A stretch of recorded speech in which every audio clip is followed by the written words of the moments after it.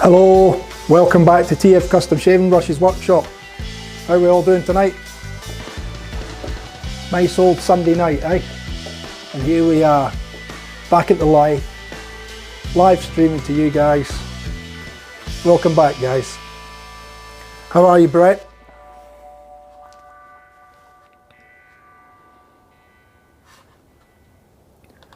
I'm just going to get things organised here, fellas, and then I'll be right with yous. So just let me get myself sorted. Get Facebook up here. There's something weird going on because my on-air data rate on the monitor in front of me here is showing that I've only got a data rate of about 0.13 megabytes per second. But YouTube is saying that the stream is excellent connection, and hopefully I'm coming through okay. Now, I have changed my sound settings again. I forgot to save the settings before I shut down the audio video mixer when we streamed on Sunday night. So they're back to how they were prior. So I might just have to watch the volumes a little bit on the music again. And I'm not sure if we're going to get that build up of background noise from the lathe humming back into the picture again. But when I've got more time, I've had no time this weekend to do anything with my SES training and everything. So maybe one night or one day through the week, I'll get a chance just to have a play with this again and get it all set up how I had it set up previously, and I'll save the settings this time. But other than that, yeah, good. I'm good. I've had a couple of busy days at the SES, so we've done first aid training all on Saturday, so that was a full-on day there, and all went well. I mean, it's basically, and I don't think you can fail on any of these courses. I think you've just got to show that you're competent and everything, and you know, providing you don't do anything silly, you're all good. And then today, we went a bit later today, and we went late yesterday as well actually, but we went a bit later today as well, and we done a couple of real rescue scenarios using all the skills that we've learnt from the last half a dozen courses that we've done in different components. So you know, manual handling, casualty handling, search operations, communications, lighting, all that sort of thing. So yeah, it was good, it was interesting, so it's good. Yeah, so there you go, Reza, you've had your update on the SES. Ryan's in there. Good to see you in there, Ryan. How's your weekend been, mate?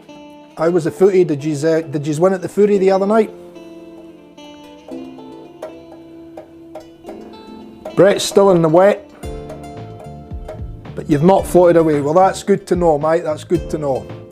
Anyway, I don't know if you have actually seen or if you have had reminders yet. I'm not sure how that side of the YouTube works, but you'll probably see I was busy the other day, and I've scheduled in, I think, about 4 or 5 videos for the next coming, Tuesdays, Thursdays and Sundays, and hopefully I can stick to that. Between now and then, if you've got any ideas on anything, just sing out and we might have a look at doing something else as well. I will do a couple of pens again sometime near in the future. I'm going to do, I think one of the streams I've booked in is casting some resin blanks for pen blanks. So we might even look at maybe turning 1 or 2 of them into a couple of pens, and you can see how it's done with the resin casting, and obviously it's, a case of following that through and turning the resin castings into a couple of pens.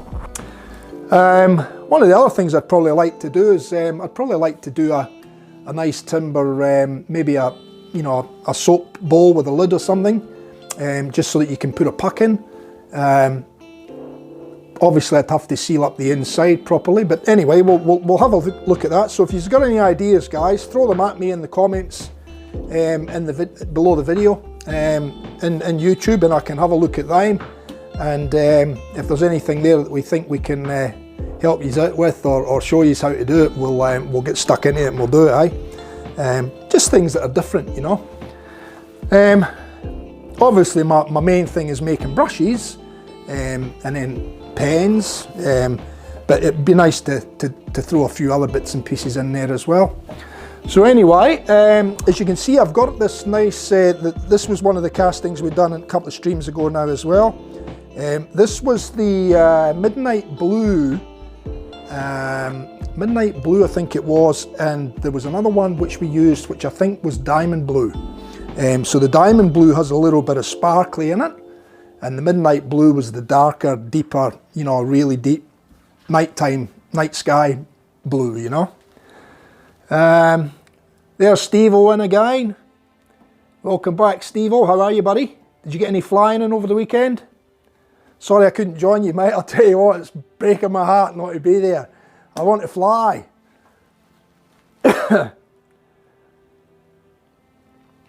Anyway, all right. Well, look, I'm going to get on with this one now. I'll probably try a shape that I've done a long time ago. I want it to have sort of a bulby, like a roundish type top on this one, and then I'll take this one from the round. I'm going to take it down so that it's kind of pyramid-y shaped, and then on the very bottom I'm going to put a bead in there, and that'll be the very base of the handle. So there'll be a little bit of grip in the base with a bead being formed there.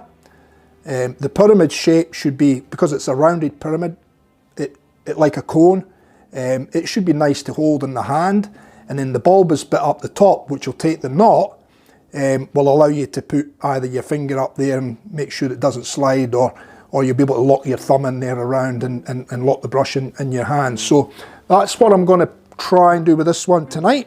And then we've got the choice of which knot we put in again.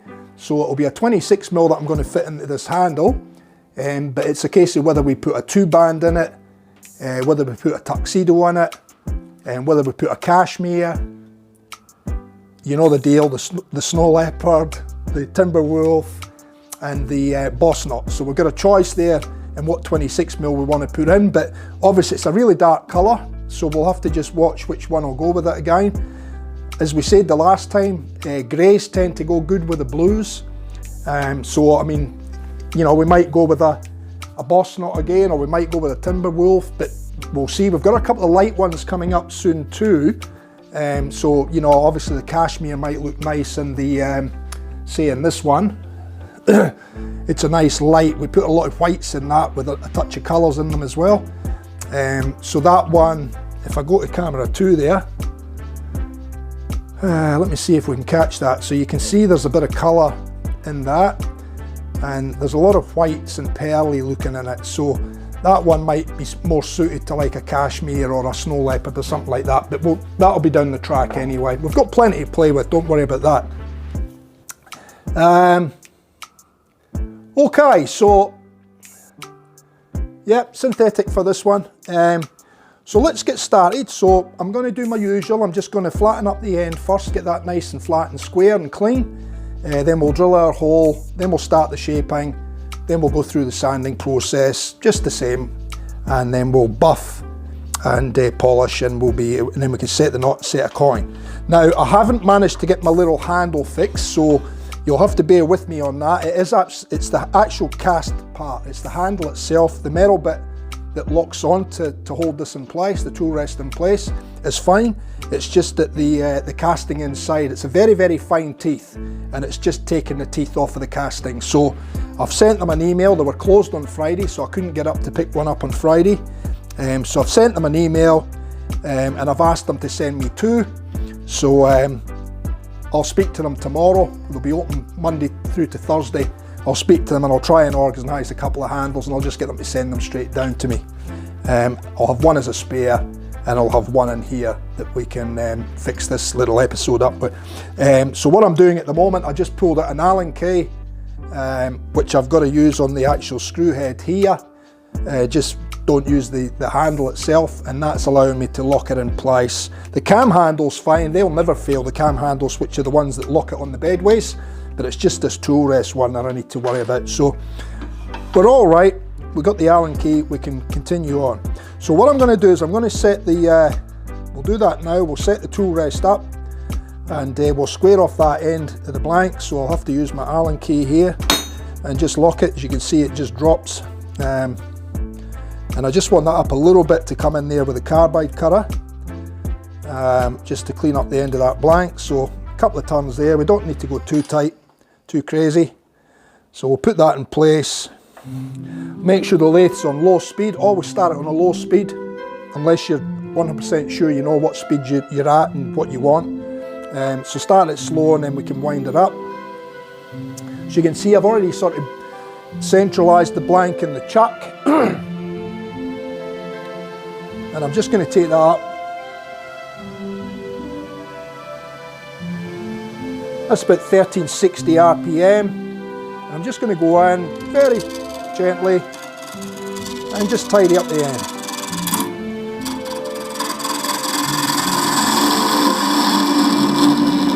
You've got a little bit of unevenness on the end of the blank, but nothing too drastic.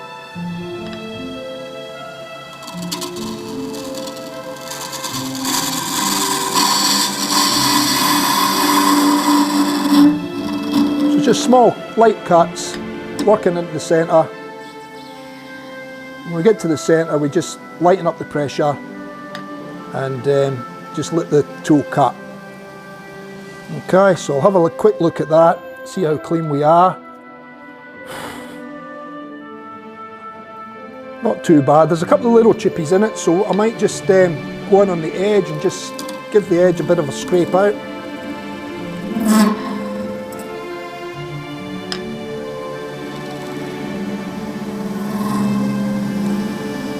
You see I'm getting more of a shaving there, and you're not getting that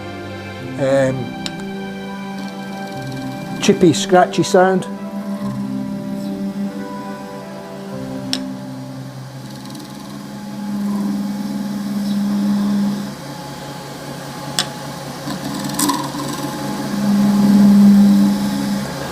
That'll probably do us there, I'd say. We'll have a look. Yeah, we've still got a couple of little chippy bits there, so we'll get rid of them.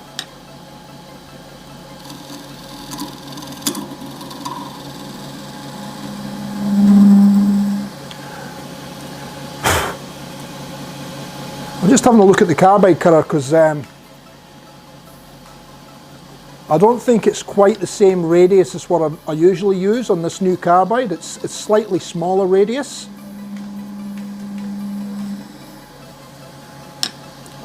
I think it's normally I think they say it's a 2-inch, that's what I normally use. I'm not sure what this one is. It doesn't look quite as rounded as my my other ones. So you get different shapes on them. Some people prefer them square, some people prefer them round. I prefer the round ones. Then the whole blade's not cutting, and it gives you a little bit more of a finishing cut as well. Not so harsh when it's rounded as opposed to square. Okay, I think we should be good there now. Not too bad. There's a couple of little chippies on the outside, but we'll get rid of them anyway once we start to turn. Although there's a couple there. I might just go a little bit more, guys.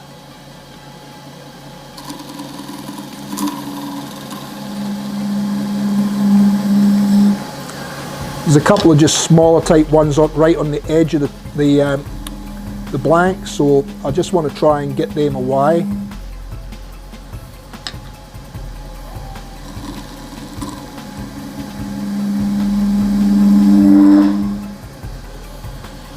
We'll have another look.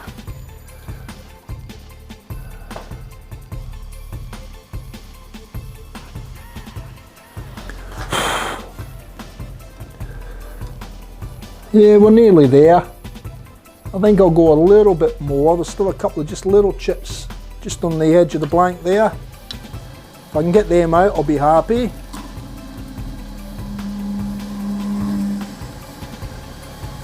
So just nice light cut, fine cut, nice and slowly to approach the blank with the tool.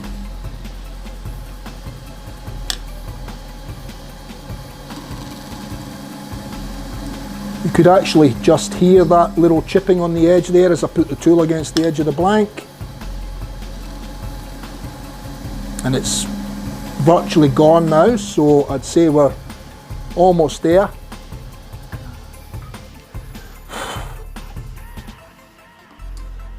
Yeah, that's all right. We'll get rid of that one, we'll get rid of that one. That'll come out when we round. And that one will come out when we round as well. So that's, I'm happy with that. So what I'll do is I'll move the tool rest out the way now, slow the lathe back down, and we'll bring the 25mm Forstner bit in. We've got anybody new in there that I need to say good day to? We've got Brett there, we've got Razor, we've got Steve-O, we've got Ryan. All good. So I'm just gonna, we've probably got Steve-O's little fella in there as well. He sits and watches with his dad sometimes. So I'm just going to start this off nice and slowly. There we go, we're in centre. Just going to start the cut and then back it out. Okay, we'll set the tool on 0. We'll advance it till we hit the blank. There we go, that's us hitting. You hear that little noise there? That's us hitting. I'll just give you a little bit more music without going over the top, and I'll keep an eye on it. Now, I think I've still got this stream to go before I have to change my batteries in the mic, so if the mic does go funny, just try and draw my attention. Wave on the screen, or you can't wave on the screen to me, I'll have to wave to you guys. I'll see it in the chat anyway. We should be right, I think, because I'm pretty sure I can go another full stream and then I'll swap them over. So I'll swap them over before they actually get flat. Just slow that down a little touch. You can listen, you can hear when it's spinning too fast. And also you don't want it getting too hot, so it's probably still a little bit too fast there.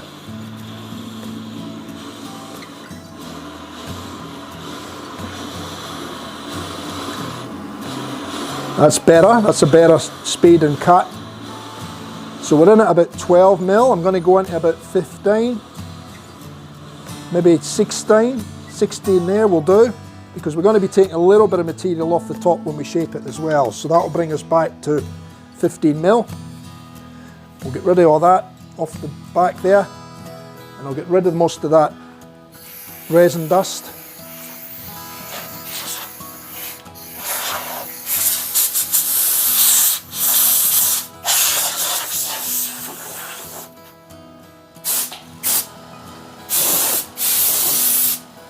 Now I'd normally wear my dust mask. If I was in here turning away myself, I'd normally wear my dust mask, but it's just too hard to talk on the videos, control everything, and let you hear me talk as well when I've got a dust mask on. So that's why I'm not wearing one. That's why I'm keeping on top of the dust, blowing it away from me.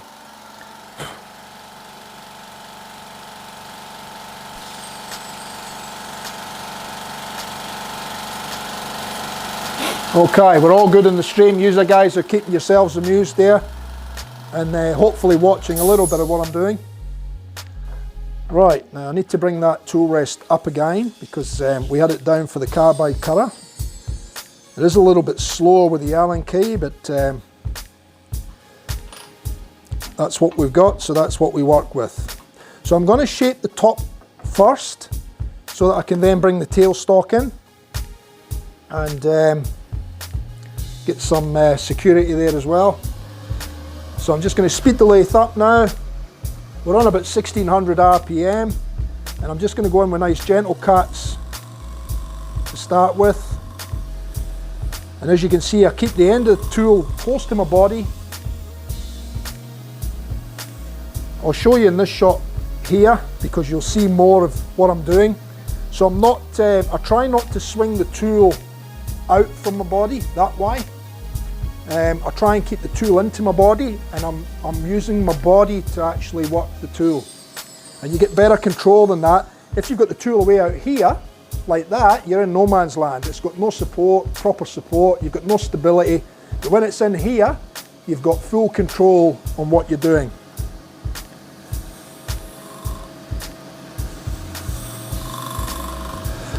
Now something else I might do here is, because I want the top to be fairly round, I don't want it to be like a squashed round. I want it to be fairly round. So what I'm going to do is I'm going to try and set the size that I want, which I reckon I probably need about 20, so I would say about 25, 26 mil, which would take us to about there. And that'll be my mark to actually go in then and set the size for my ball. Okay, so I'll pull that tool rest out a little bit, and then what I'll do is I'll go in there and set that mark. So I'm going to put that mark on there so you can see it when I go to the overhead cam. So you can see that mark I've put on the blank here.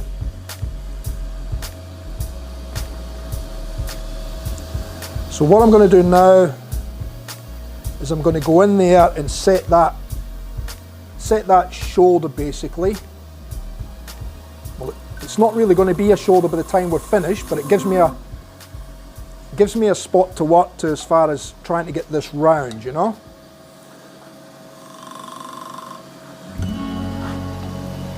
In fact, what I might even do is I might even go in with a parting tool here a little bit and just open that up a bit so I can see where my cut's starting. Okay, so now I can go in there and I can start shaping this, and I made that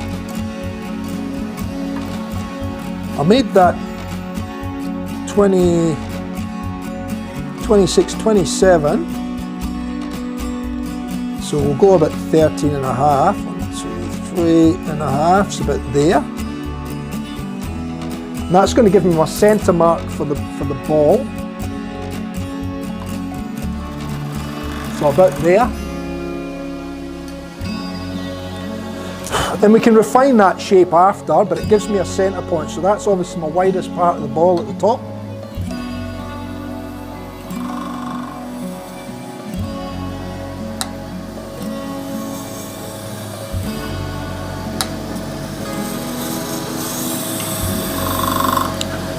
So what I really want to try and do is leave that pencil line on until I get both sides shaped fairly evenly, and then we just sweeten that in. So I'm working towards that line from one side, then I'll work from the other side to the line, and that'll give me the centre, that ball. Now it won't be perfectly round because I don't want it perfectly round, but I want it to be fairly close. I want it to look ballish on the top.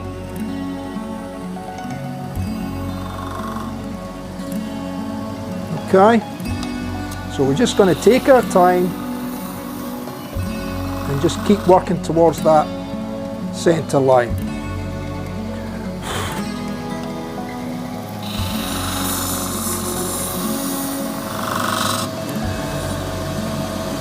And when you're using these tools as well, like it's a fairly wide tool, so you want it sitting flat on the tool rest. If you have an edge up or an edge like that and it catches, it's actually going to throw that edge back down onto the tool rest and cause either damage to the tool, or it can cause damage to your tool rest. So you always want to make sure that the tool is actually sitting flat. So because I'm using the tip of the skew here, and you've got a fairly long bevel, you can see that by the time I get in, I've got the full flat of the blade sitting on the tool rest. By the time I get into where I want to cut.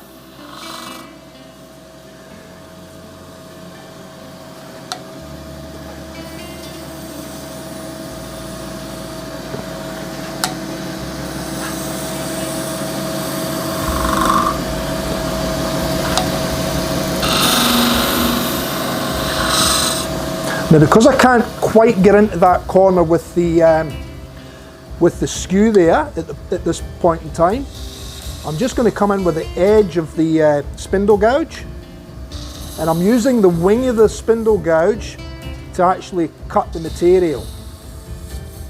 And I'm just pulling that wing back on the shape, and just trying to maintain my round as I go as well.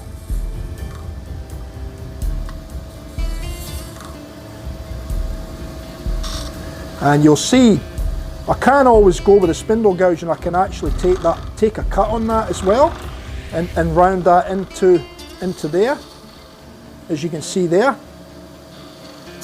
So I can do that cut two ways. I can use the spindle gouge to actually round the blank and roll the spindle gouge over as I go, or I can use the point of the skew if I can get the point of the skew in there, you know. So looking at that shape, I need to take more material off here now, just to bring that back into that roundish looking shape.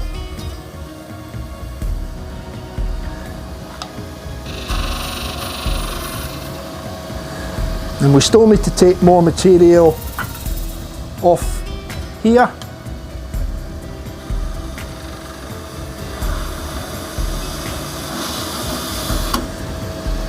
Can't quite see because of that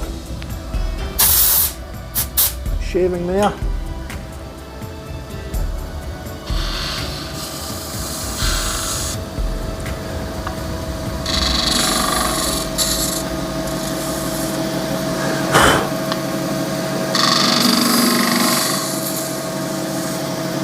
So again, you can see I'm holding the tool into my body, and I'm using my body movement is my guide for my tool.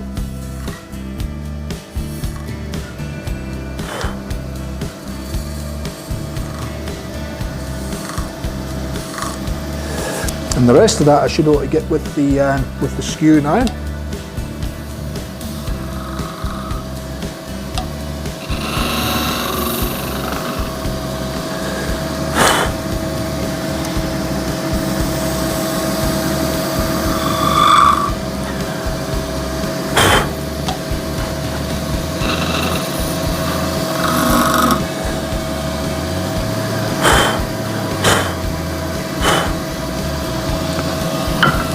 I still want to get in there a little bit and just detail that.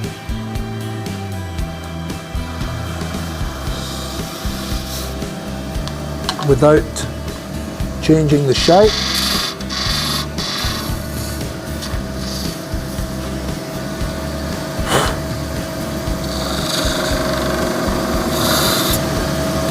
And I'm reasonably happy with that.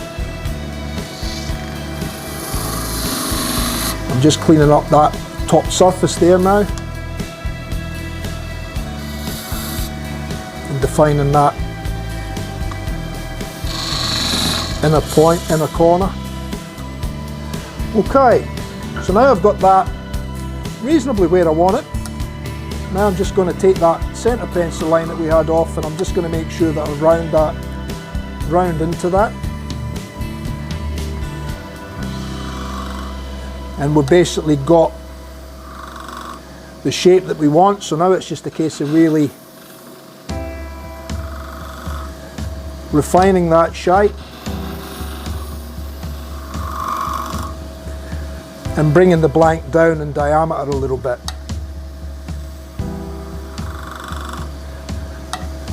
I don't like my brushes to be too top heavy looking, so I always tend to try and reduce the diameter a little bit on the top of the handle and then have it at its widest down near the base.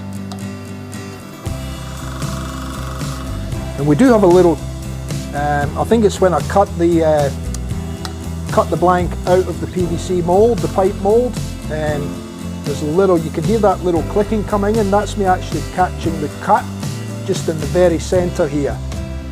So we'll just keep going with that. I want to reduce that size down anyway.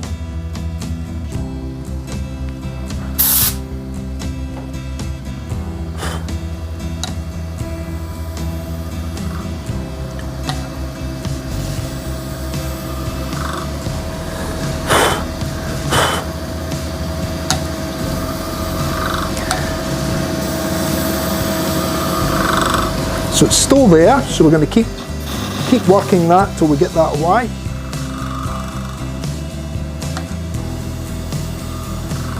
And I reckon by the time that goes away, I'll end up being at my finished size as well.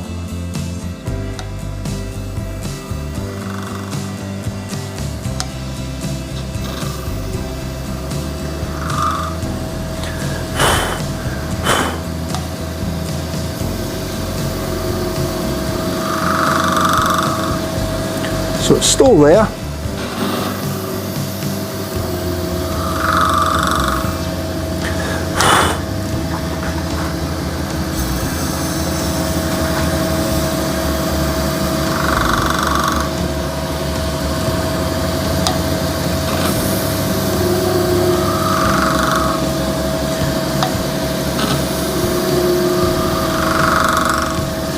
I'm going to have a look and just see how deep that is. Shouldn't have too much more to go. Yeah, so we've just got a little nick there, so you can see that line. That was where the bandsaw cut through the PVC pipe when we removed it from the mould, the blank from the mould, and I've just got the continuation of it just there. So it's only probably about half a mil deep. So we'll just keep working on that point till it's gone.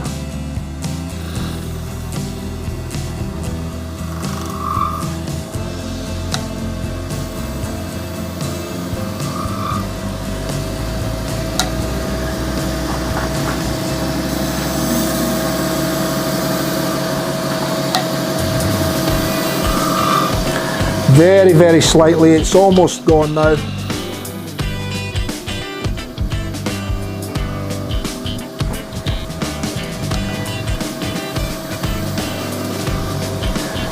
I think that's it, pretty much gone.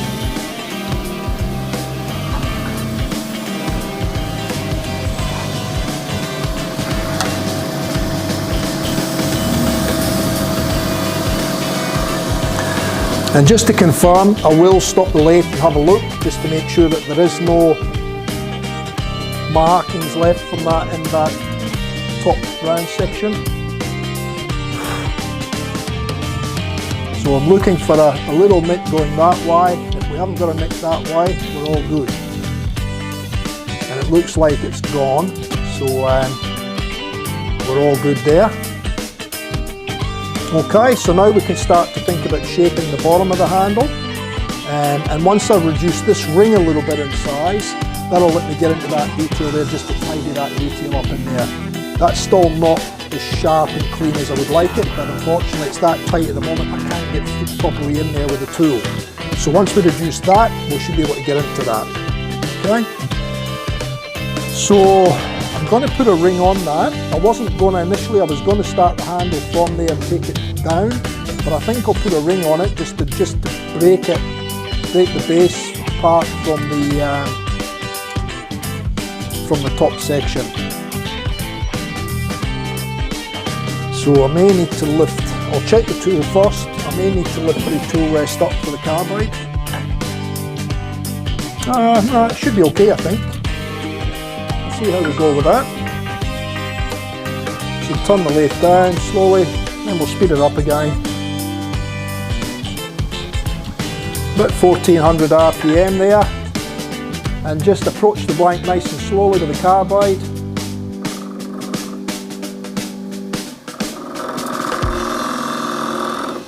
And before we go too much further, because you can hear it's moving a bit, so we'll bring the tool rest in and we'll just help secure that and give it some stability.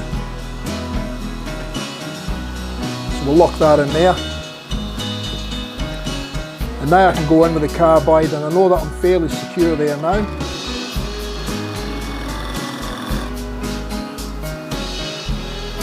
So again, that clunking noise is just that we're catching that cut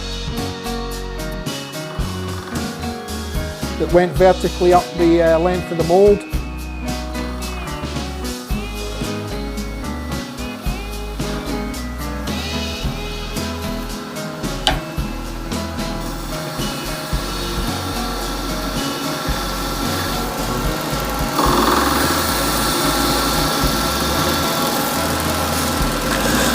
Okay, get rid of that.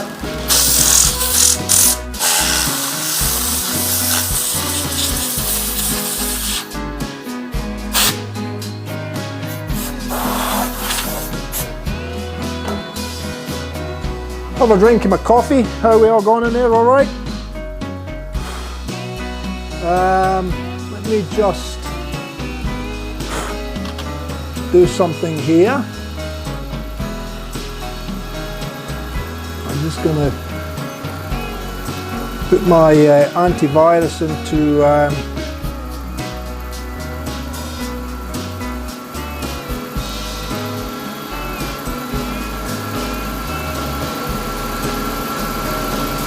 silent mode for a while.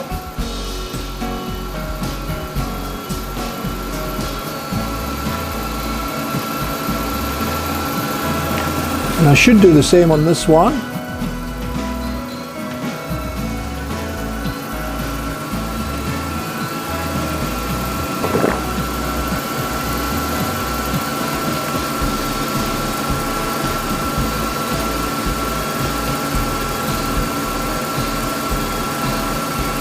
So that's that done and out the way.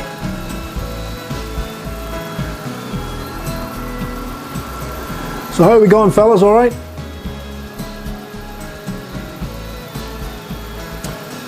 Yeah, I'm just trying to monitor the sound and just turn it down a little bit.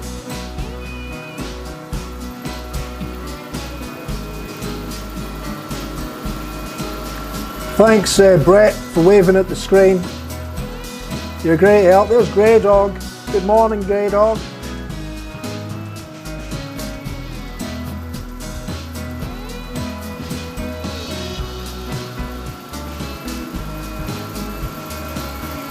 All good, we'll continue on, eh?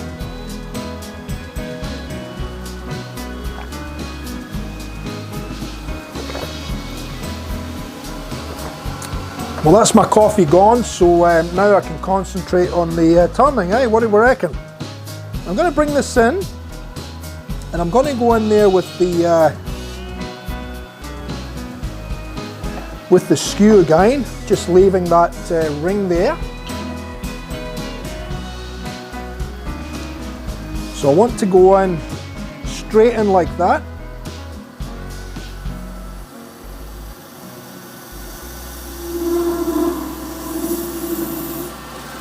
If you remember what I said, I wanted to come down in a a cone type shape from the base of the handle, the top section of the handle.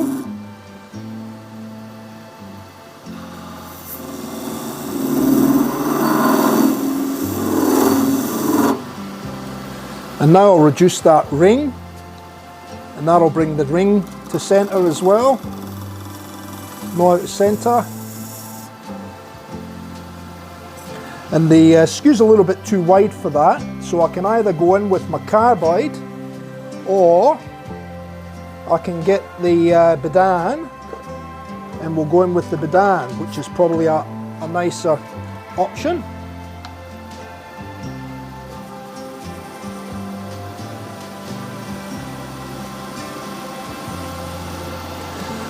Okay.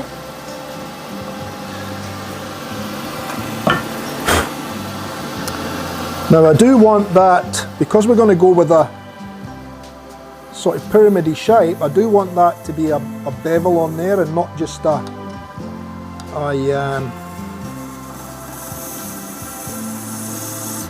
round or a flat. And now I'm actually getting into detail that surface in there that I couldn't get into before. Now I can. And now I can just refine that shape a little bit more.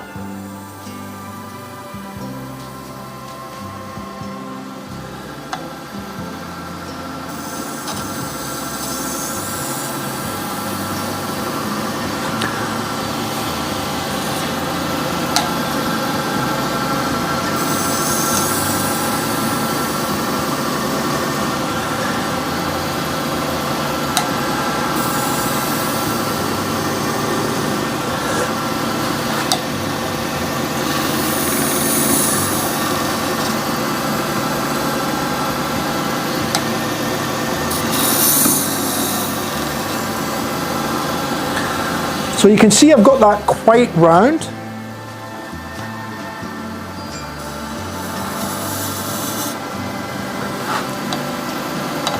And I'm going to take that, still going to take that ring in a little bit more.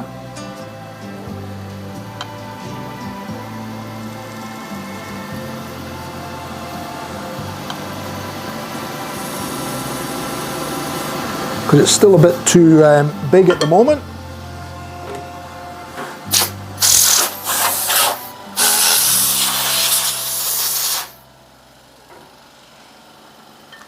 I'm just going to clean this up a little bit more.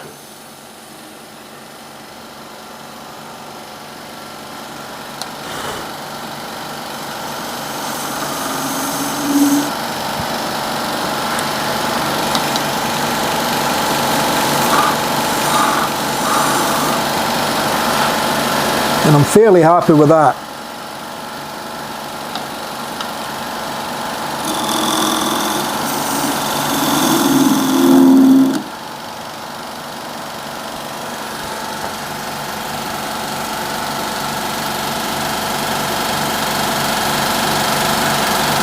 Oh, nothing wrong with having a sleep in, Grey Dog. Nothing wrong with that at all, mate.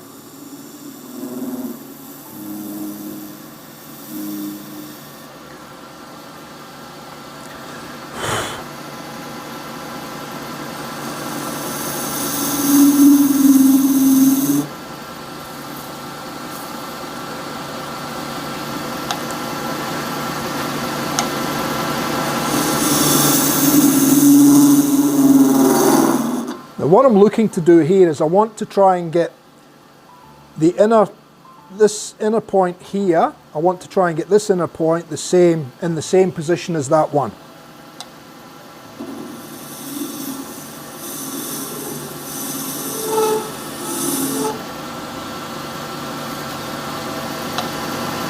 So I just need to take a bit more material off. So we might even use the carbide and just remove a bit more material away.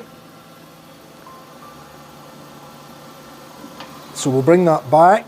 We know the height's right for the carbide there.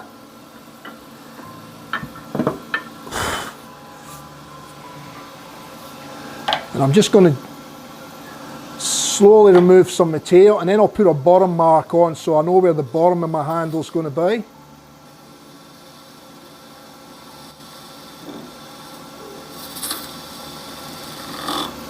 So I just want to get that sort of pyramid-y shape to start forming as well.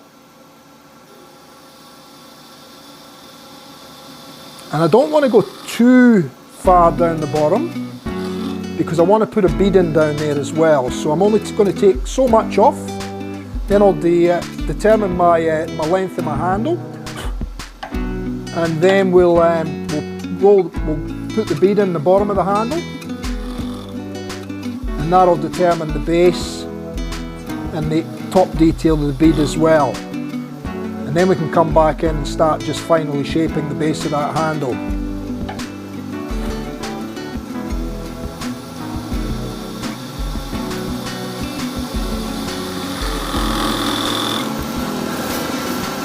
And I think we'll determine the bottom now. We've got a little bit of that out. So I'll need to move that in again. We might readjust everything. So we'll loosen that, we'll wind the tailstock further back. Lock it in again. Tighten that up a little bit, lock it in. That lets me bring the tool rest further along, and I need to get that in fairly close for the beading tool that I'm going to be using. And I'll just, there's probably a little bit of cleanup still to do in there. That's good. So I'm going to determine my length here now. So again, I think it's going to be around about that 68 to 70 mil mark to the base of the handle. I might even go 70 there. So again, it's a decent length of a handle. So I've put my, did I say 80 or 70?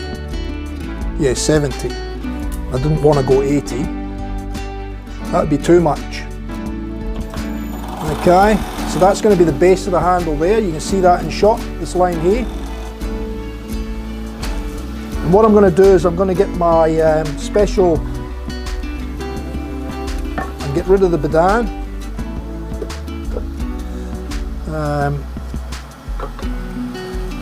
Put that pouch over it, and get rid of that. And I want my larger beading tool, which is this one. I'll turn that off a minute, and I'm just going to hit this with the diamond card as well, just to make sure it's got a keen edge on it. So again, this tool, as you can see, it's got a flute on the top of the tool here, and it's got a beveled edge that way, right? And that beveled edge is the edge that we want to sharpen up, because it's the cutting edge on this tool is actually the points at the top here with the flute up, not the other way around that some people would think. Well, it actually goes that way, and then what we do is we roll it backwards and forwards like that, and it will form the bead for us. So we can roll beads in different ways. We can use gouges for rolling beads, which is the traditional way of doing it, or you can use one of these beading tools, which makes it really easy and really quick. You still have to be careful what you're doing, but it's an easier way to do a bead. Especially when they're small beads, because it gets quite hard to get the tools in there to do it sometimes. Okay, so back in we go. Now, this tool I've got to really drop the handle down, so I'm basically coming in on an angle like that into the material. So the material's up here, we're coming in like that. Okay?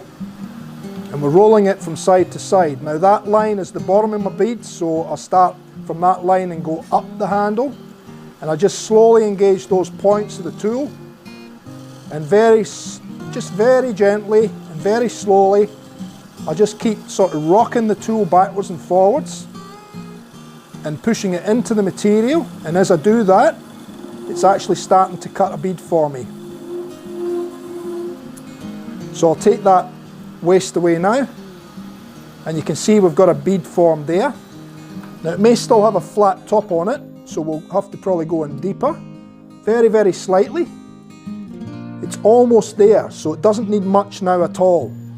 So I'm only going to come in and just give it a little bit of a touch up.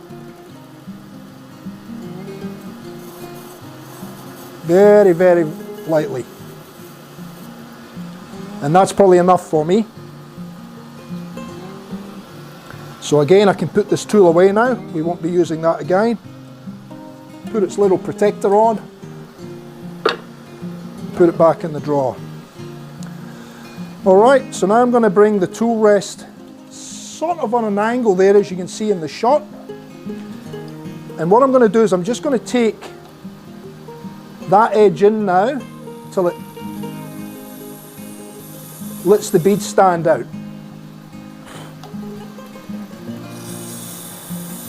So I don't want to go into the bead, but I want the bead to be set out a little bit from the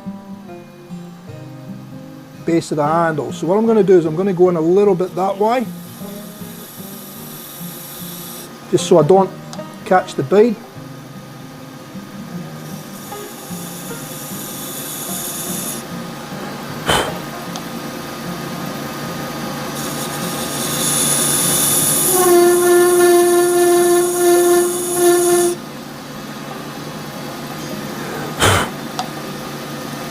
And it's the point of the tool I'm watching all the time here, making sure that I'm not going anywhere where I shouldn't be. I'm just going to clean that little line there. We'll get the rest of that with sandpaper.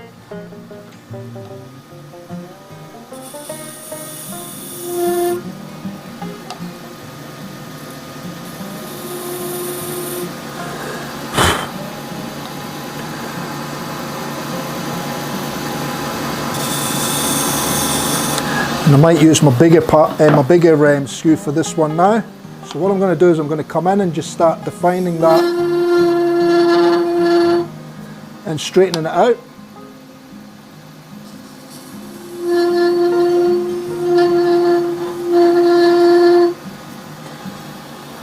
And again, I'm using the skew as a scraper.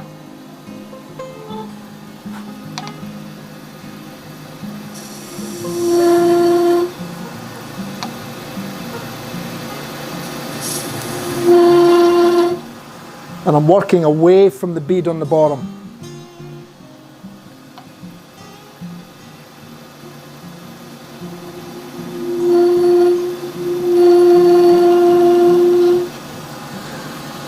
Okay. Now it's looking pretty chunky, so I'm thinking what I might do is I might give it a little bit more shape, because I think it's to come down on that angle. I think it's still going to look fairly chunky. So I'm thinking what I might do is I might actually hollow it out back to that point, very, very slightly. Okay? And we'll see how that looks. Like I said, I had no shape in mind when I started this, so it's really, I'm just playing with trying to get a different shape to what we've done before, you know? So on this one here, I'm just going to take that ring more beveled.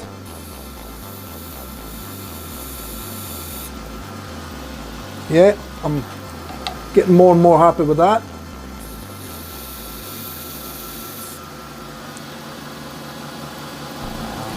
Yep.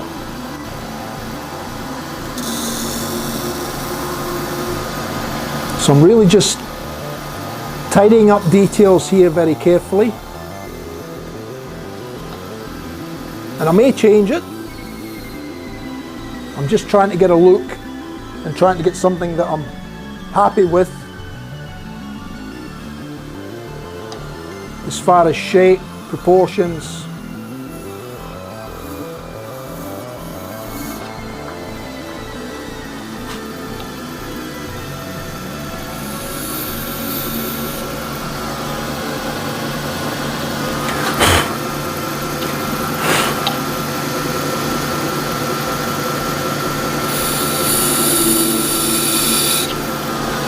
So I'm trying to balance up the bevel on this one and I'm reasonably happy with that where it is now.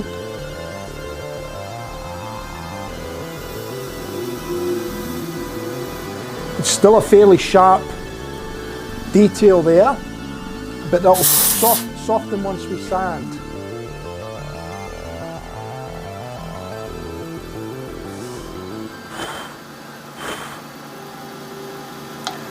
So I want to take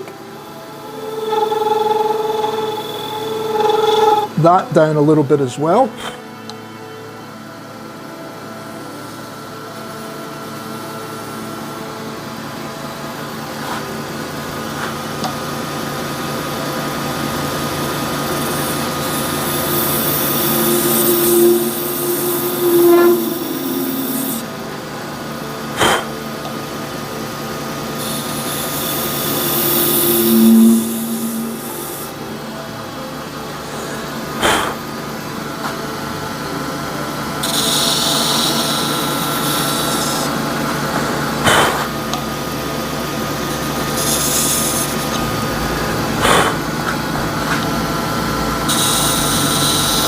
And I'm just tidying up details there.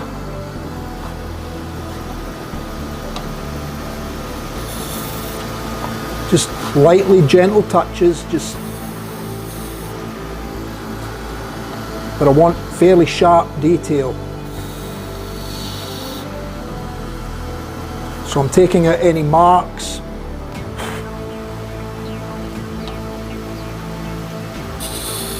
Before we actually get to sanding, you know.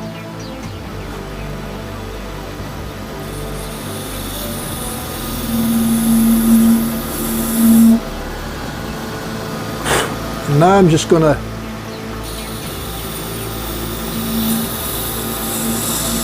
finally detail that surface to where I want it. And I'm reasonably happy with that, but I do want to hollow this out a little bit. So it's not going to be quite as cone shaped and straight up and down as I was originally talking about, but I just think the shape's going to, I think it's just going to suit it a little bit better if I round that out a bit, hollow out a bit. Not a lot, just a little bit.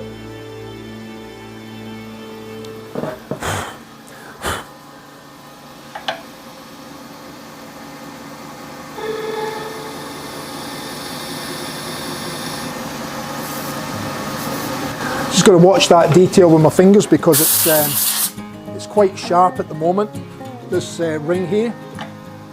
But like I said, it will dull down once we sand.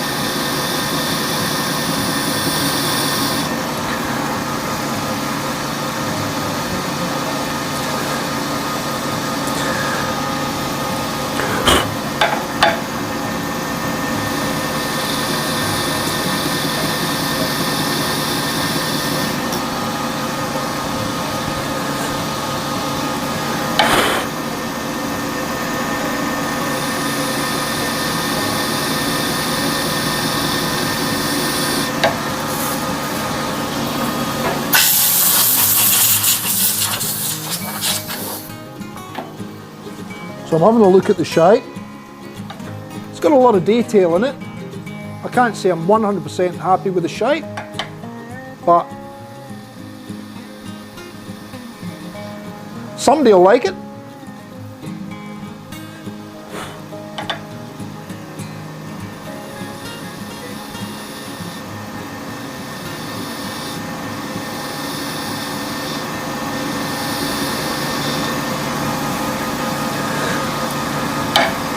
And I'm just thinking out loud here. What I might also do is for a stream as well, I might, it means I've got to change all the camera setup, but I'm prepared to do it.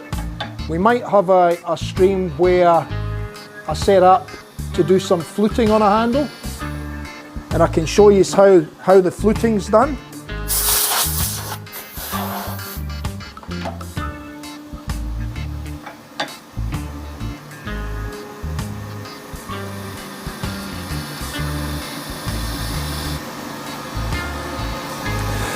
Right, now I'm going to have to change tools here because I'm not going to be able to get down in there. I'm going to take a little bit more.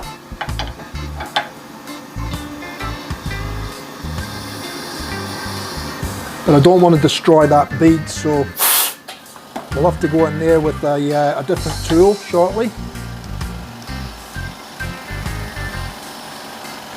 And I've got to be able to see the bead, so that I don't hit it with a carbide.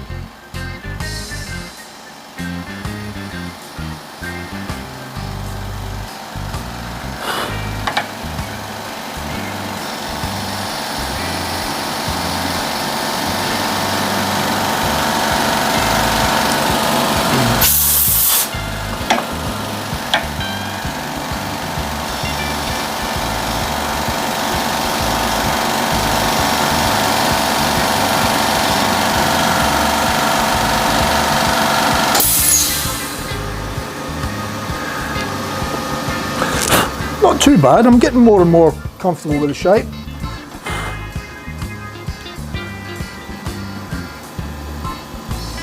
Got to work out what tool I'm going to go in there with now. That's not going to work. So what I'm going to do is I'm going to drop that down a touch. So we'll need to get the Allen key again.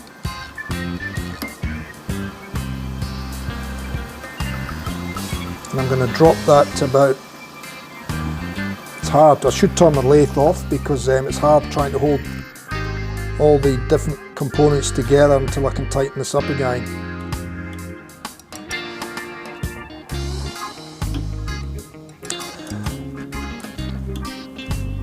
So that'll do me there. And I'll bring that into about there, I think, and I'll use my bidan again, just to get into that tighter area, which I think that should let me in. Yep. The tool rest needs to come out a little bit more, and I probably need to lift it up a touch more.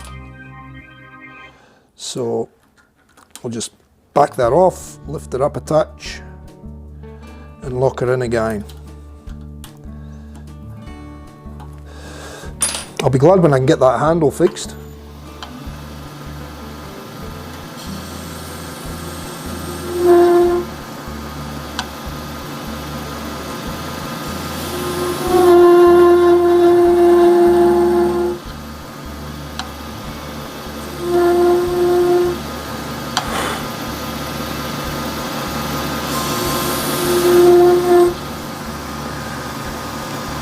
Okay,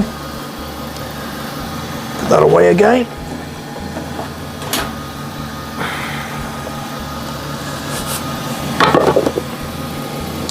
So you can see it, let me just see if I can swing, I can't really. Oh, I might be able to. Let me see if I can swing this camera around and I'll show you inside my tool drawer here. Oh, I can't really swing it round. No, I can't swing it around. You can just see the tools overhanging the edge of the bench. You can't see the drawer though. Oh, hang on, I can zoom out.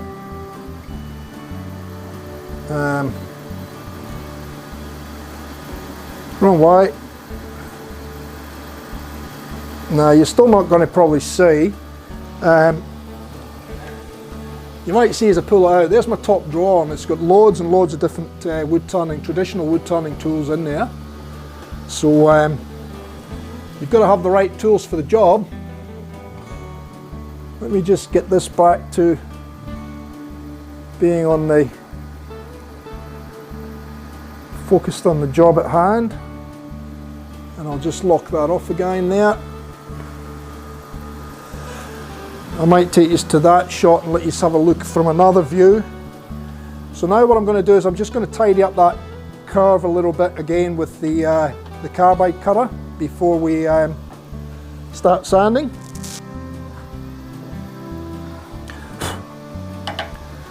And hopefully that should be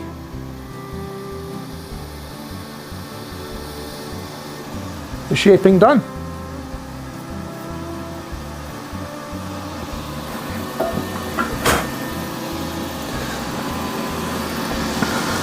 And I think I still need to go in a little bit more there, because I'm not happy that this, if I take you to the top shop you might see it. So as you can see here, this detail in the inner part is deeper than what this one is. I want to try and get this one in a little bit deeper as well now. So I'll need to lift the tool up again, tool rest, sorry.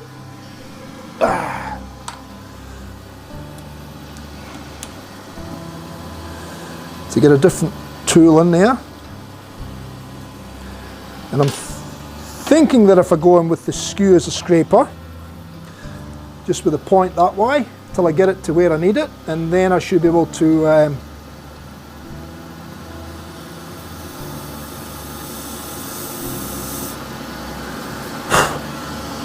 air. Almost, not quite.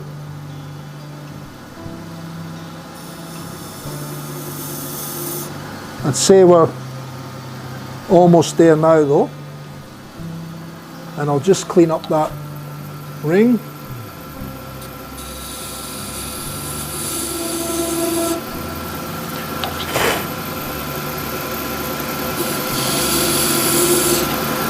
And I'm probably going to flatten that ring out a little bit more again as well.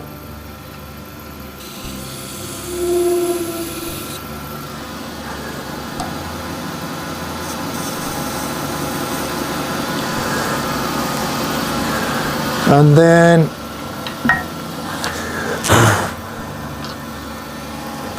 probably should have gone in with the Badan again in that inner corner.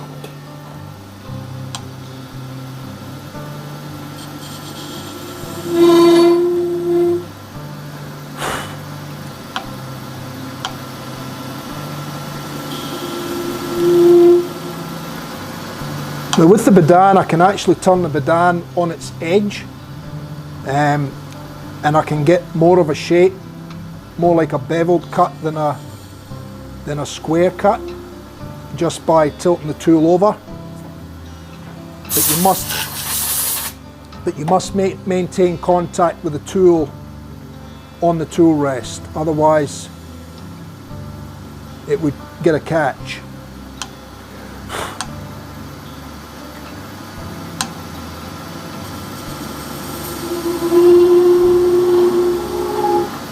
So I'm fairly happy there now. Now I just got to sweeten that shape in.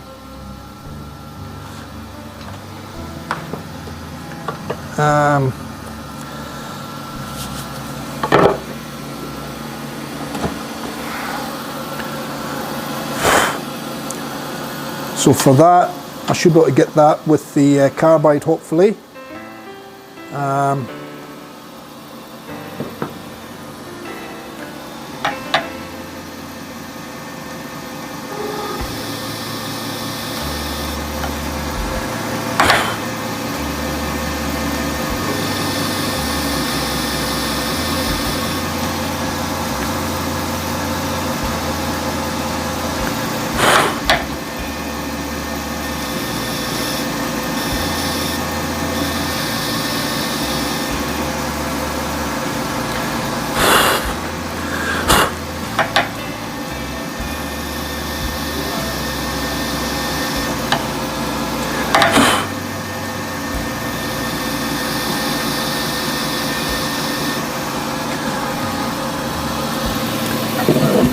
still not quite the shape I want it, but it's almost there. I just want to see if I can get the skew in without changing the shape. Not quite. So I might just go in with the badan again. I should just leave the badan out for a little while.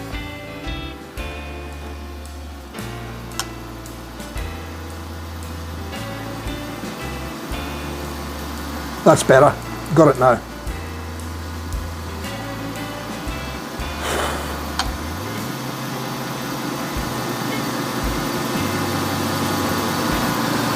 Much better.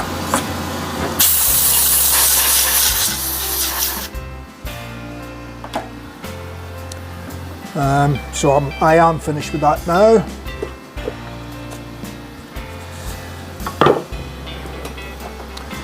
Okay. Now I've got a couple of little, oh no, that will come out in sanding I think.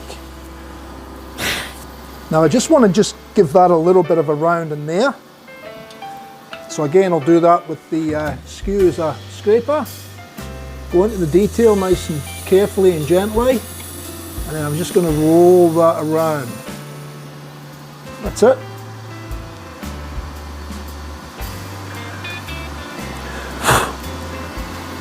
And then we'll put the V back on this bevel here. Just get the right angle.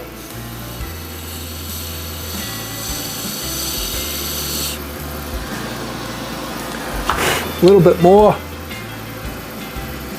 Find the angle.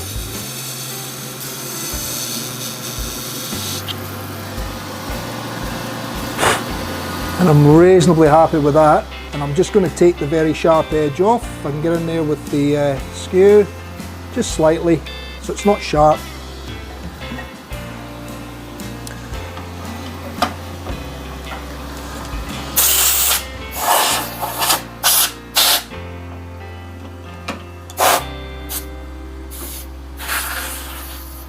And I'm just blowing a lot of the dusty shavings away from everything.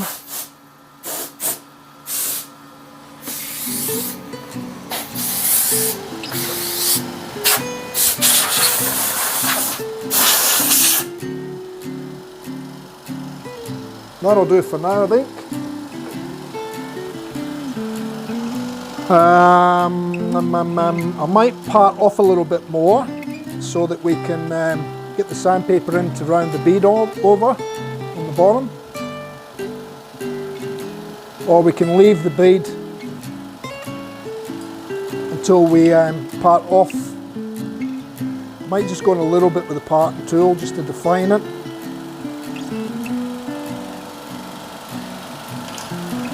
Bring it out a touch. And I'll go in with a parting tool just to find the very bottom. And again, I don't want to hit the bead. I want the bead to stay as round as I can possibly keep it. Just clear the shaving so I can see.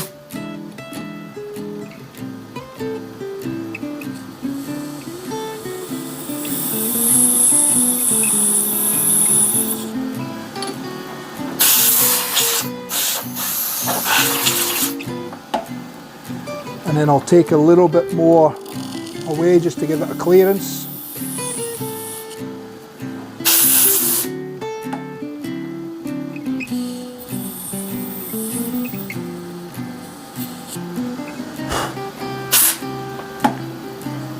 And a little bit more.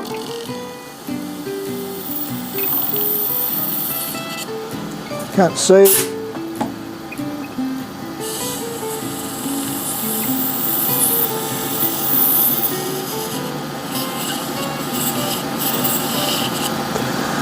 Okay.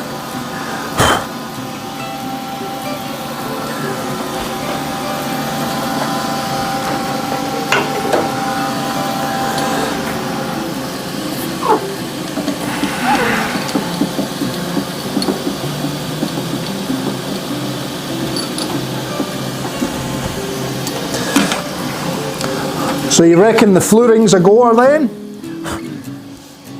It might need to be on a Sunday night, that one, because it'll take me a little while to reset. I'd have to do it on the big lathe, which is not a problem, but I'll have to reset all the cameras and the streaming equipment and everything. So it's a bit of a task, but it can be done.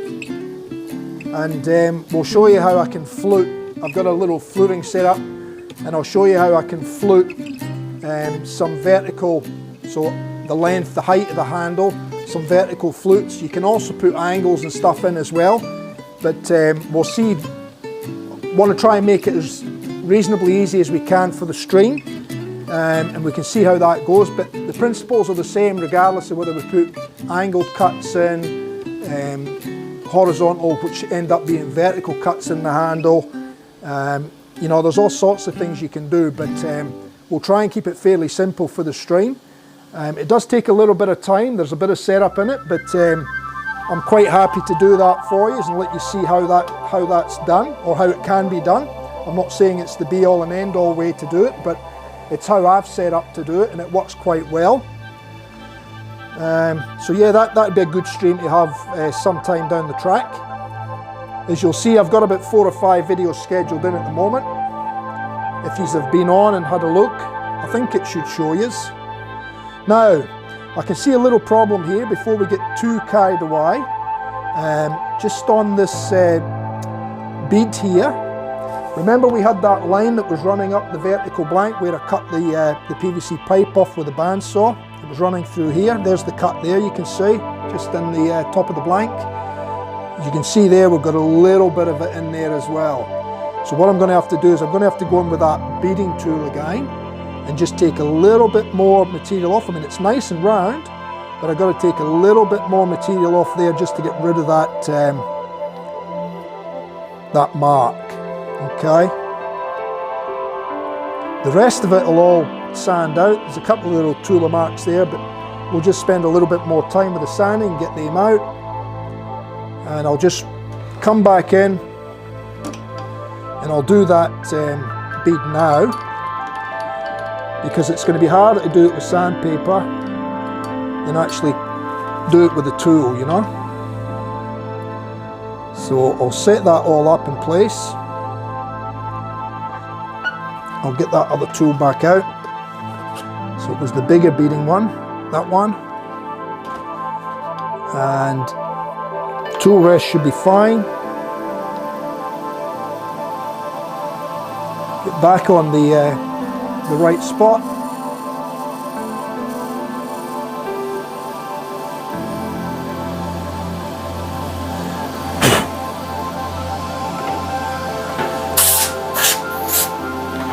We'll stop the lathe and have a look, see if we've got it. Tiny, tiny little speck. So we'll go again.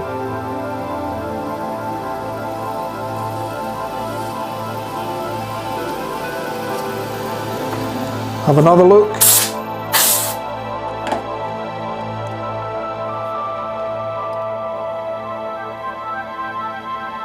And it's gone. So there we are.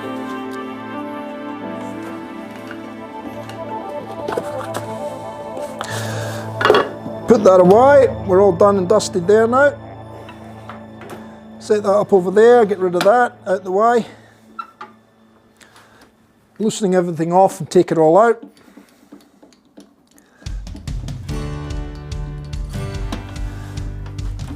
Take that over there, turn the lathe down a speed,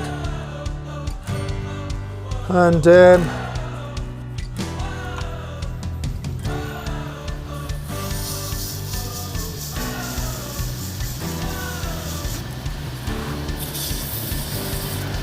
now I think I'll leave that bead until we get it in the chuck the other way. I think it'll be easier to do that, so I'll do part of it, but I don't want to go too heavy on that bead to start with. So we'll focus on the rest of the handle first.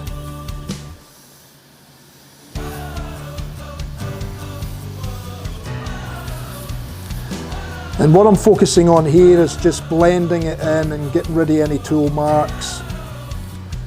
best we can. Might even use my little foam pad there just to get right into the detail there.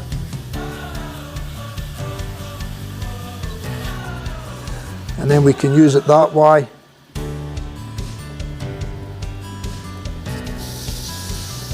For the ring. And we can use it that way for the ring. And then we can use it that way for getting into the curve.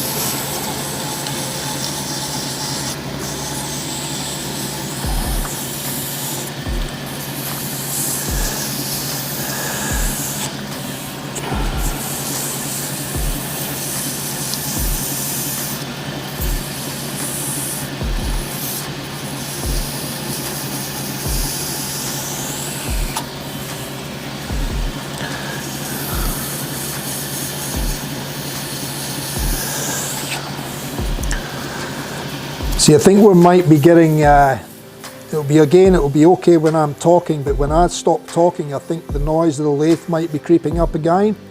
So that was what I managed to reduce with tweaking those audio settings in the mixer the other day. But like I said, I'd sort of ended the stream and shut everything down before I'd actually saved the settings. So I'll need to spend a little bit of time tweaking all that again.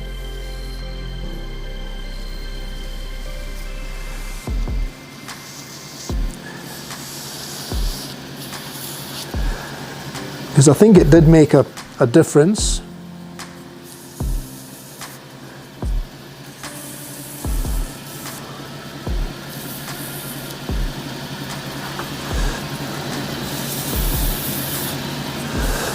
Okay.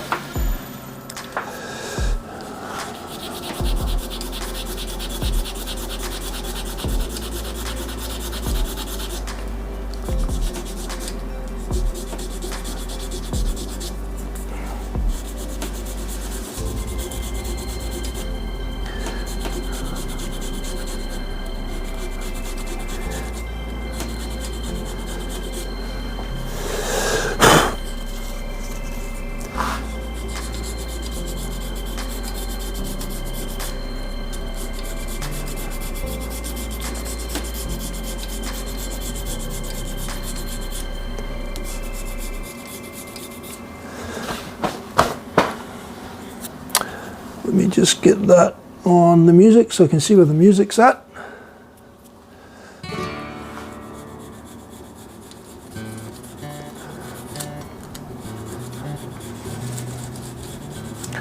So I'm spending a little bit of time on the bead, but I don't want to spend a lot of time on it because I think it'll be easier to do the bead from the other end once we turn the handle around.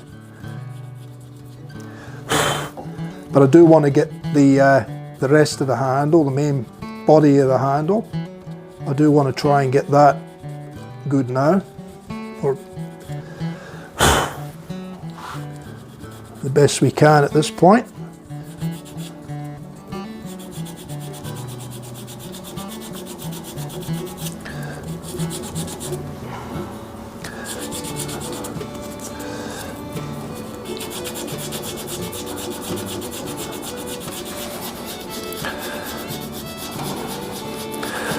Have we had any other new people come into the stream, or is everybody's accounted for, yeah?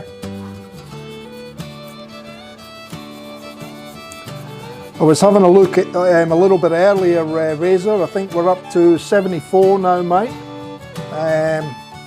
So we get another one, we'll hit the 75 subscribers. And then we'll be looking to hit the 80.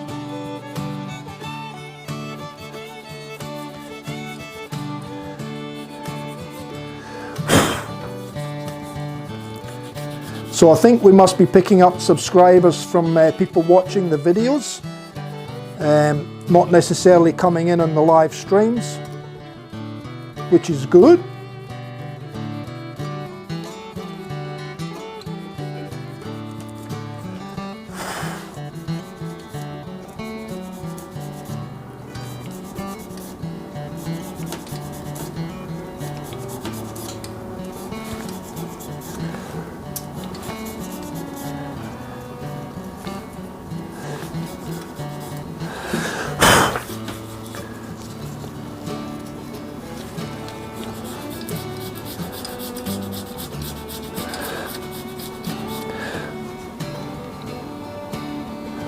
What's Grey Dog going to turn? You're going to turn the handle that shape and post it up. Which shape?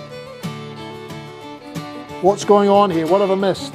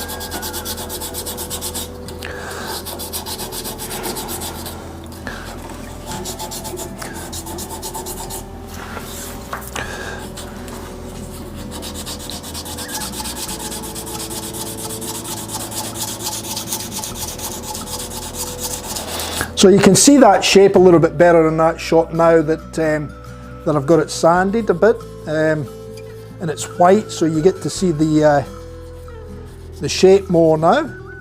I'm actually reasonably happy with it. The top probably still looks a little bit chunky, but then when you compare it with the base and once the knot's in it, I think it'll balance out a bit more.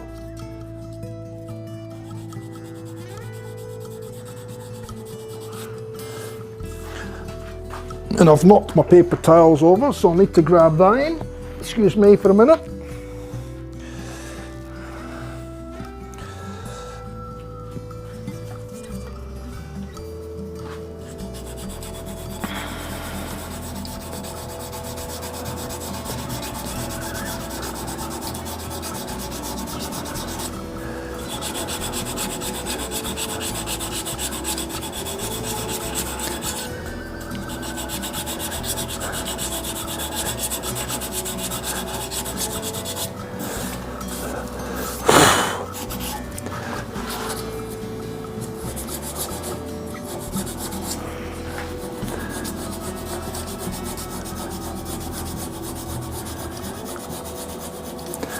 What shape are we talking about, Grey Dog?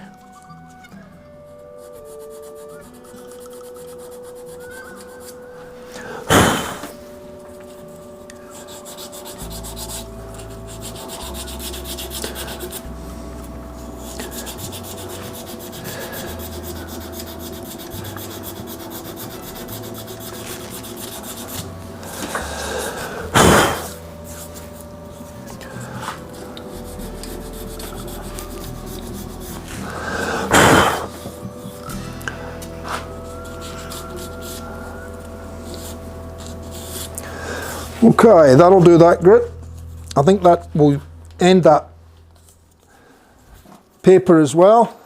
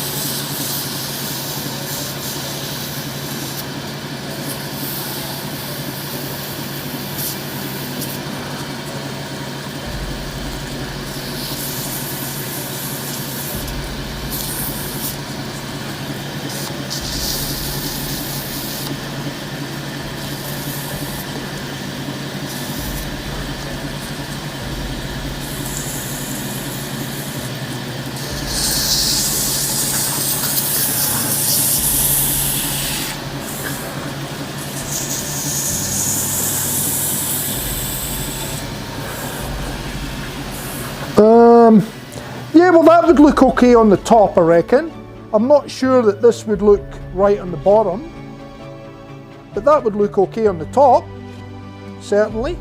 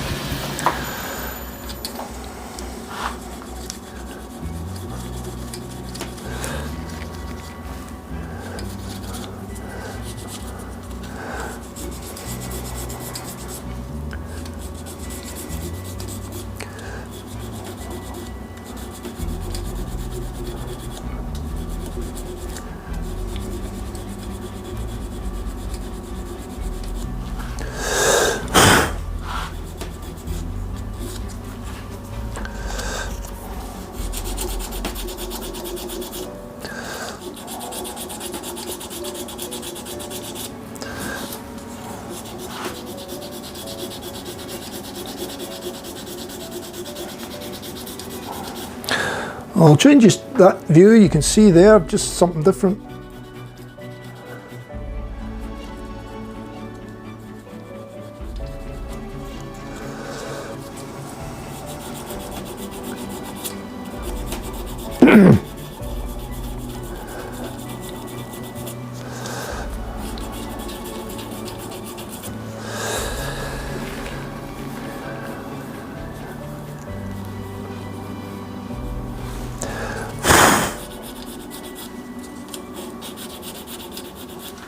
Yeah, I'm having a look at it, Grey Dog, on the lathe, looking at this being the bottom. Yeah, I could see that working actually, yeah. Yeah, originally I thought that wouldn't look right on the bottom, but I can see it looking okay now. Just looking at it from this end, I could see that that would work. I would probably make the top probably a little bit wider, or I would probably reduce that. I like the base to be slightly bigger than the top. Because that's almost the full width of the blank, we wouldn't be able to do that, but we could always turn that down a bit smaller and have this slightly bigger. And having that slightly smaller would still work. And yeah, that shape would be okay. And I mean, you have got a nice hold from that end as well. That sort of ball fits in here and sort of in here in your hand. So yeah, I could see that working, mate.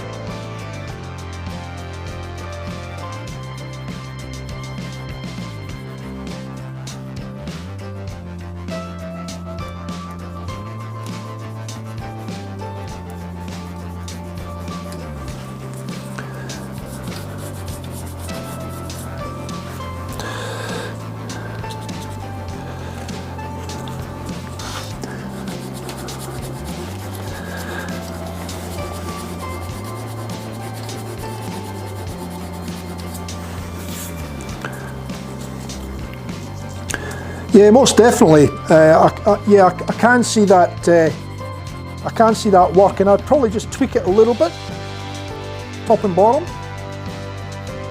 But yeah, I could see that that shape detailing working in that opposite orientation.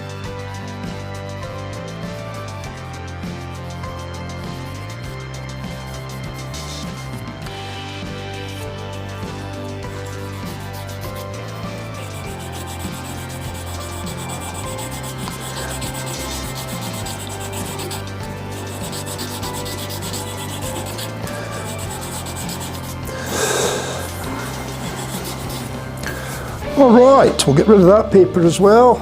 It's done its final sand.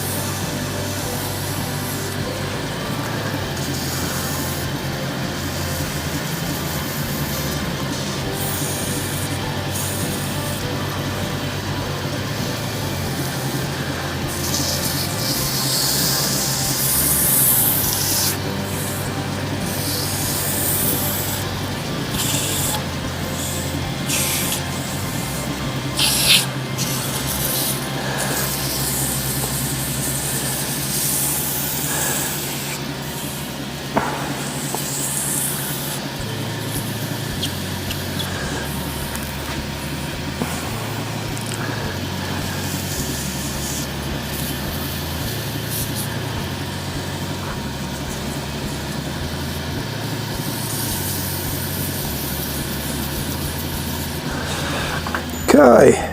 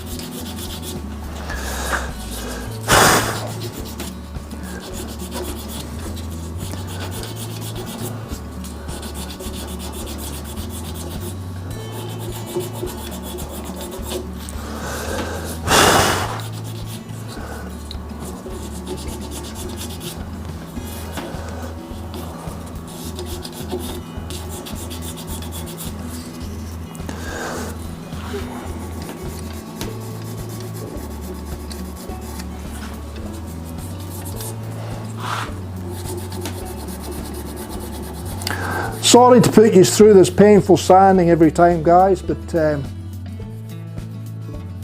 it's just got to be done, eh?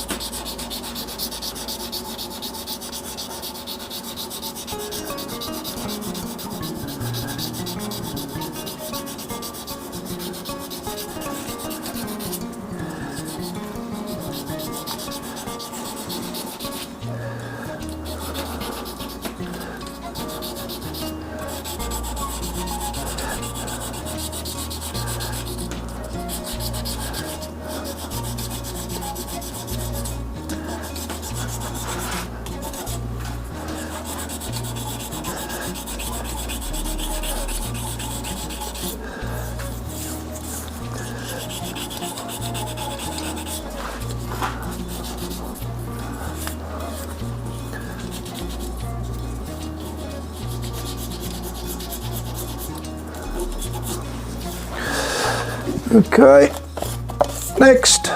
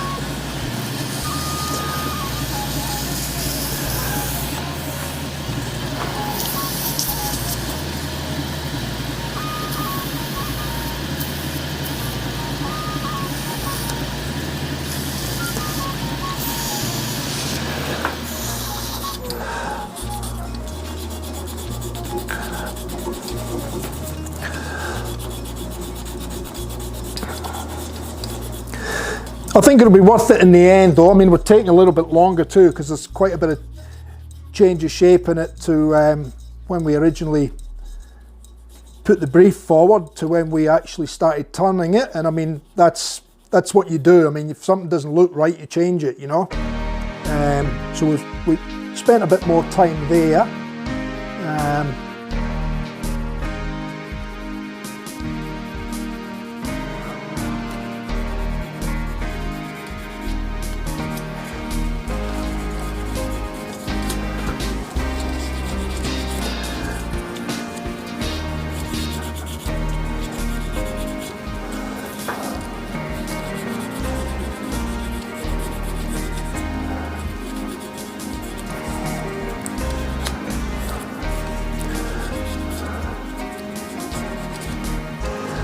Just you've seen one brush sanded, you've seen 100 sanded, you know.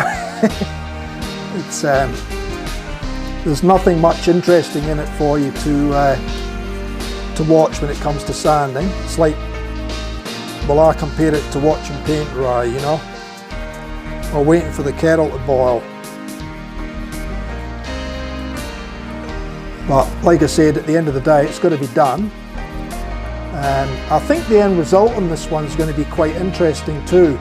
I think we're going to get a fair bit of clear transparency in it, and I think we're going to get a bit of colour in it as well. I think we only put a couple of colours in this one. I think we went the, like I said, the midnight blue I think it was, and the diamond blue. Diamond deep sea blue or something I think it was called. So I think we're going to get a bit of nice colour in it once it starts on the wet. And I think we're going to get some nice clear areas coming through, especially around the top of the handle here, I think.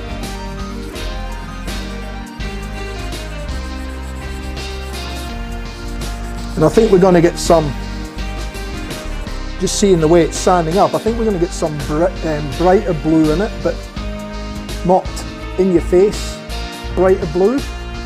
And it's going to be a dark blue, but quite a deep blue, and then I think we're going to get that midnight blue look in it as well. So I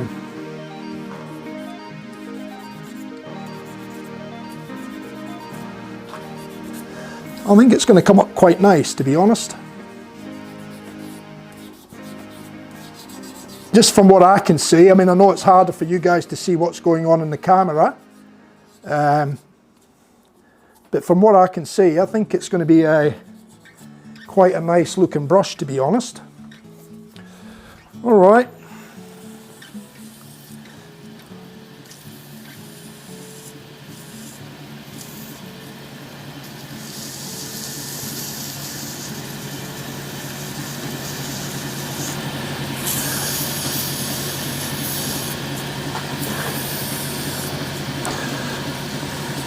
It's nice to keep trying different things, isn't it?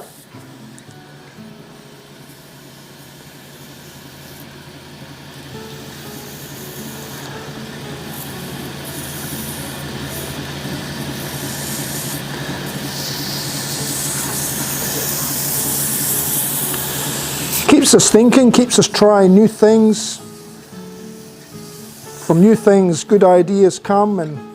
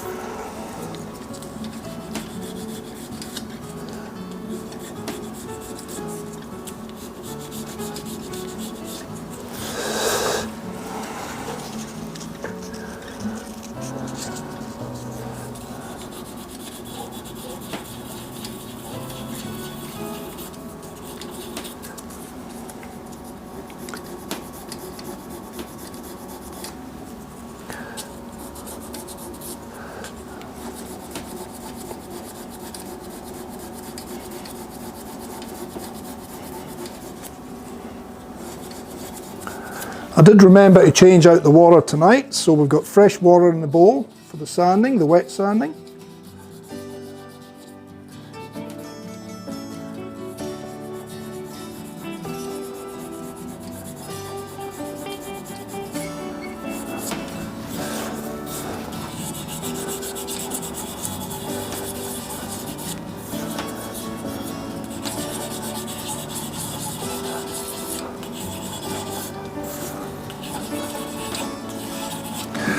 And I think that'll do that. So these ones will be fit for the bin now. And I'll just grab my wet paper. We'll go with this one. And we'll grab our water. Turn the lathe down slow. Start our spinning. And we'll get into it with the wet, eh? Ah, you're right, Razor, no worries, mate.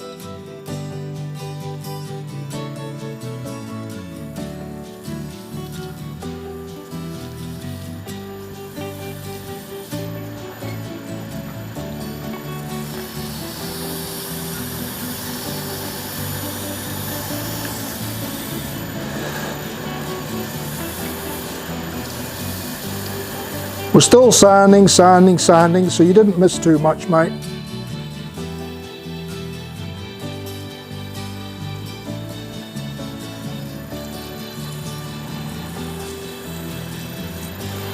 Well, I don't know what's going on with the with my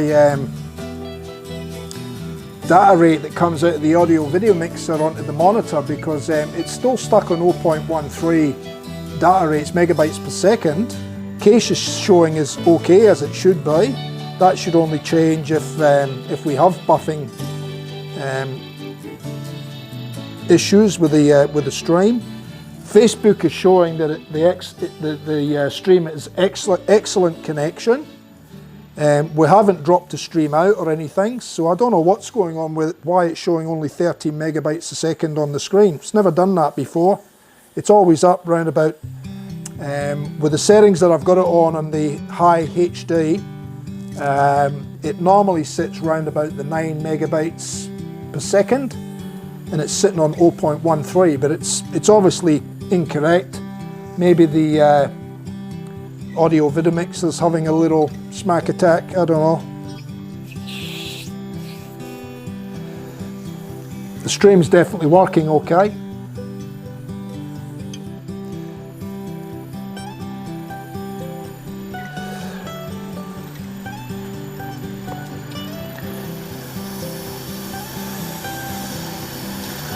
Now, like the other night, I'm going to spend a little bit of time with this wet before I go onto the pads, because it does cut well, this 1000 grit, and then from the 1000 grit I jump up to the 15, which is the 1500 grit on the micro mesh pads, and then it goes, you know, you just follow the pads grits from there.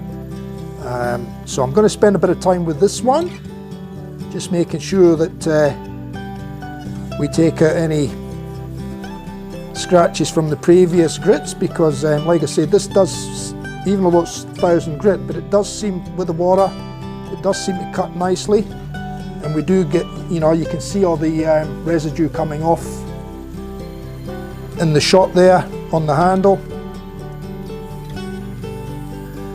So it does a good job, the 1000 grit.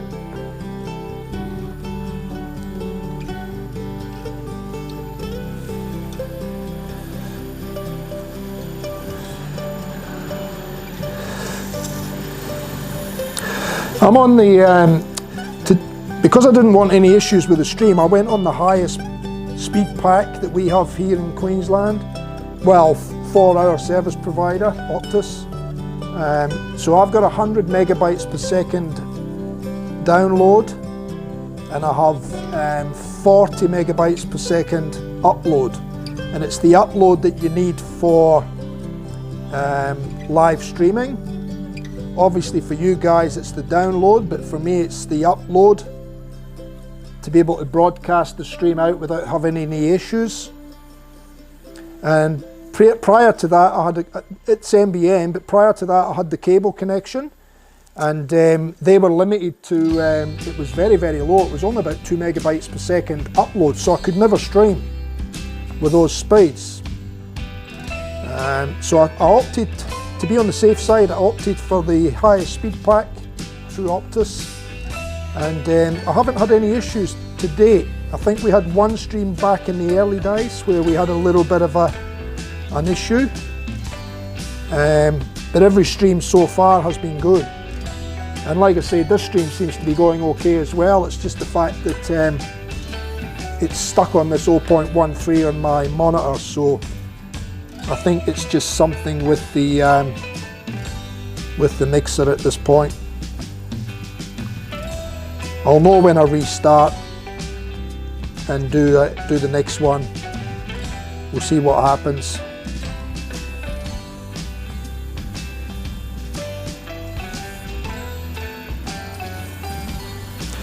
Okay, I might just give this a little bit of a hand rub now and just see how that goes. See what happens. Yeah, there's some nice blue in this as well. It's going to be deep dark blue. It's going to be a really sort of deepish looking handle, but it's got some nice blue in it, along with a fair bit of clear, like I said, and we're going to get that really dark nighttime blue mixed in amongst it as well, so it should be quite nice actually.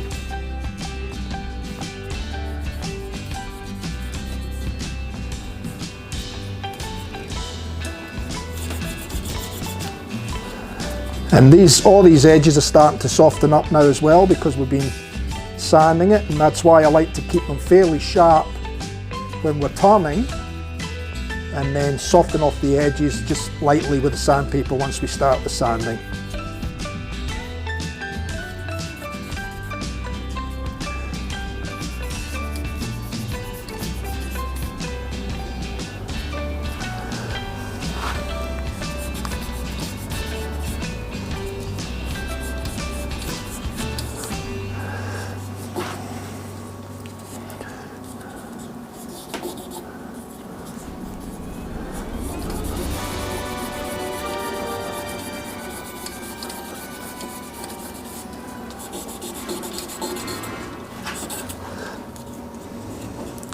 And we are getting a little bit of sparkly through it from that, I think it might have been the Diamond Deep Blue Sea. We're getting a little sparkly here and there through that one, so it must have something in the mix.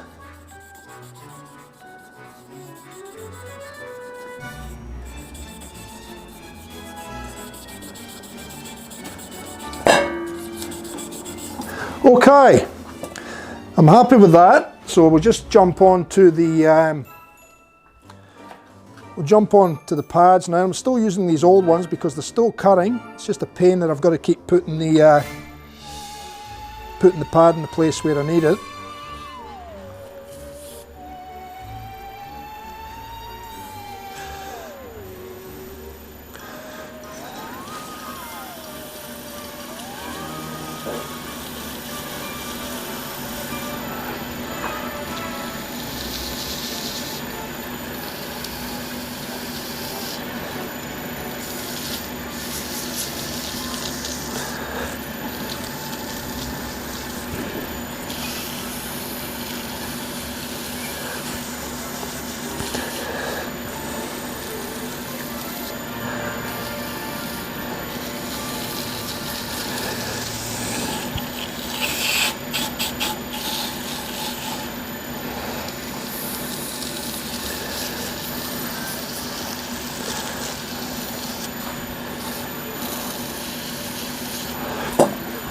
That's enough for that one.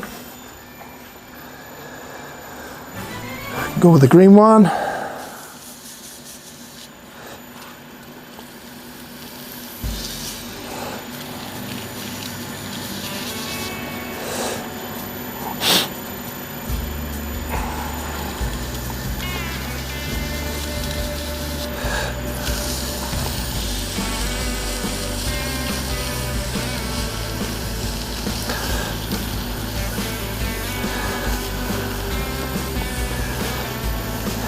Well, I sit and have dinner with my darling wife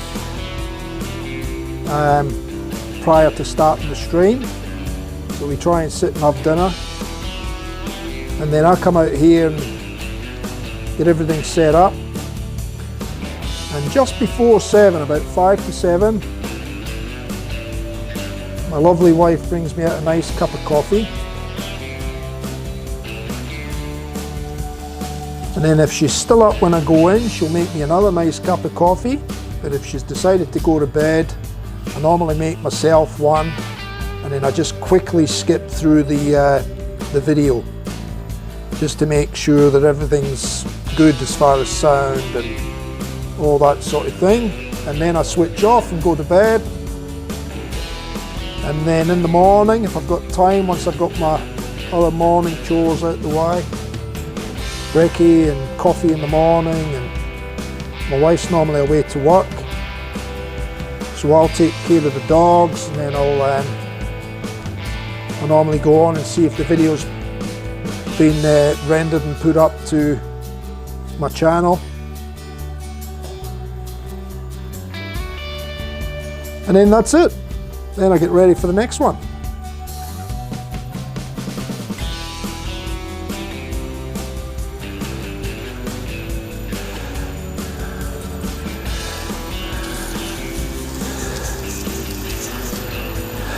Yeah, she's a good salt razor.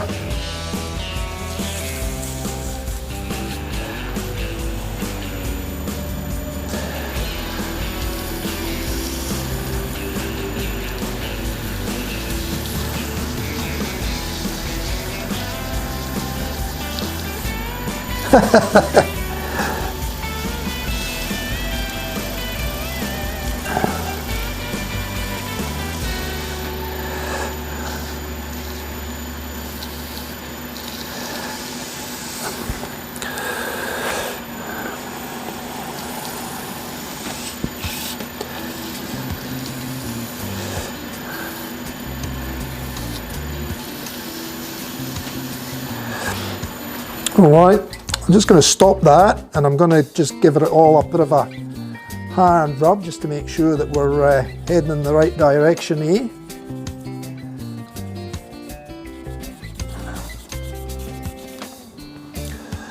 and then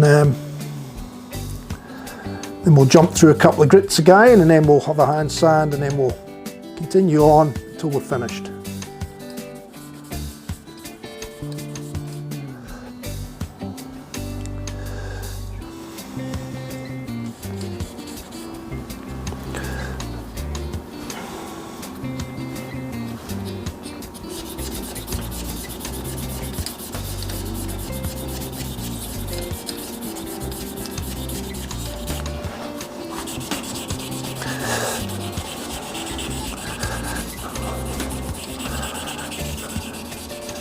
You're starting to get a bit of colour and a bit of sparkle coming through the camera now. Might change this to camera 3 for a different look. See what you think there.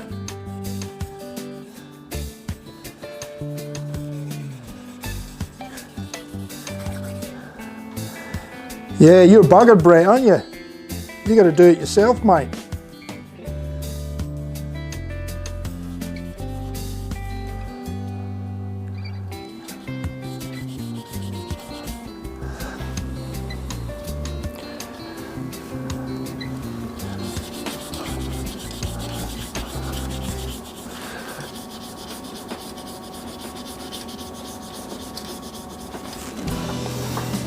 Pleasure, Grey Dog, pleasure, mate. I was actually looking through some of the analytics that YouTube has the other night, and looking at the different countries. There's quite a few different countries where we've got people that are actually coming in and viewing the videos, and at the moment America's at the top, then it's Australia, and then I think we've got Germany.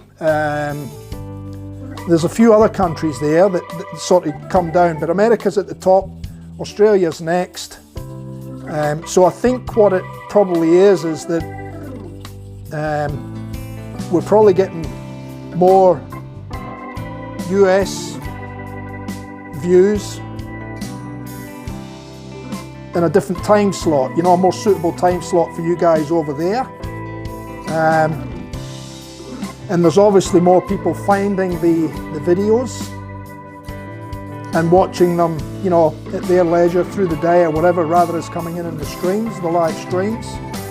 So yeah, it was quite interesting just to see that America was top and Australia next, you know.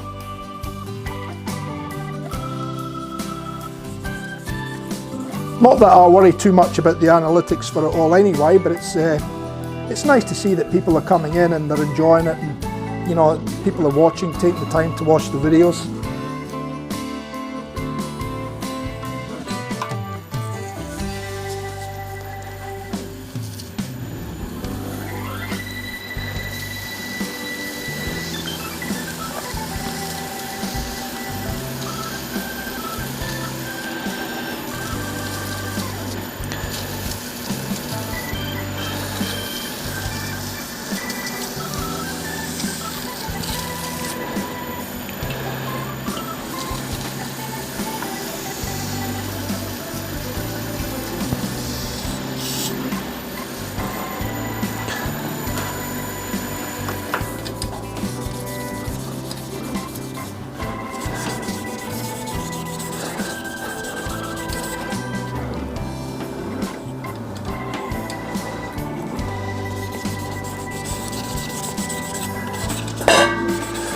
No, don't spill it.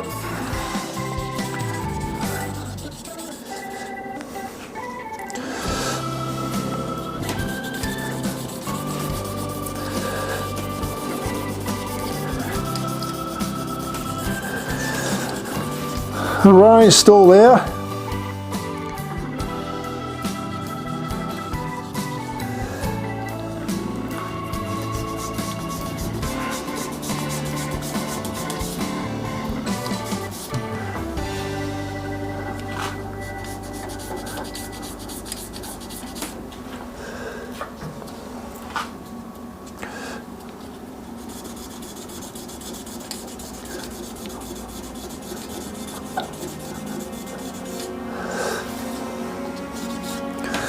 Okay,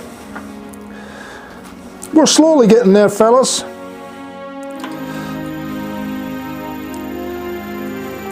There's still a bit to do yet, but I'm not, I want to get it finished because I don't like not having them finished in the streams, and now that I've got other videos scheduled, I want to try and stick to the schedule. So as long as you guys are happy to be there and watching, you know, we'll keep going. I don't care if it takes me 2.5 hours, it takes me 3.5 hours. It takes as long as it takes, although I wouldn't like it to go on too long, because I have had a big weekend. So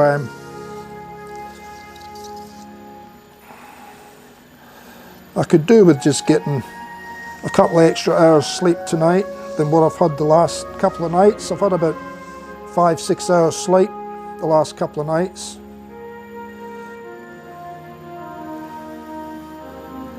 Just was sitting up late and doing a bit of revision and study, and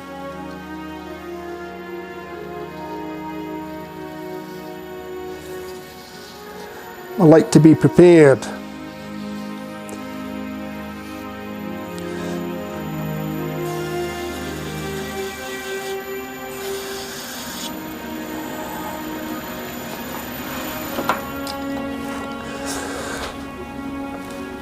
Well, you should start to see it coming into its own there now. You can see we've got a lot of clear up here again, but we've got a lot of spiraling of the colour, so I can see we've got some of that midnight blue, and then you can see speckles of the diamond deep sea blue, or whatever it was called. So yeah, it's quite interesting actually. It's got a bit of depth to it. And that was a couple of those new powders that I got.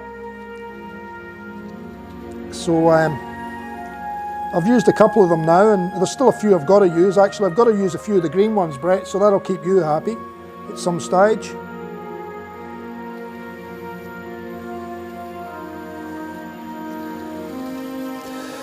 And I think there's a couple of other colours there that we haven't touched yet. So yeah, so far so good. They all seem to be coming up okay.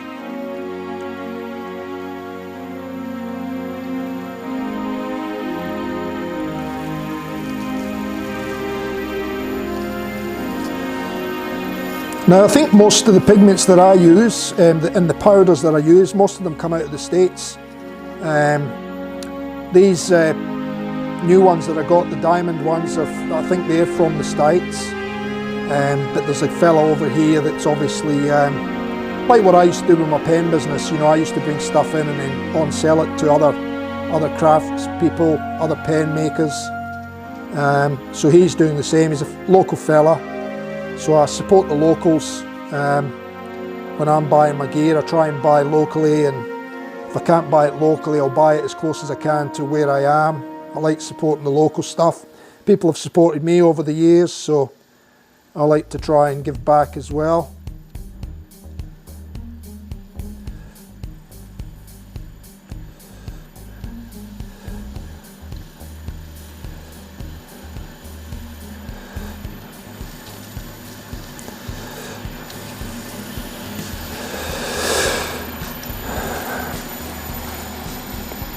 I mean, one of the reasons I gave up the pen business was because it was just getting too hard to keep it going at a profitable pace, because a lot of people were buying direct from China. A lot of the companies were actually starting to sell direct to anybody and everybody.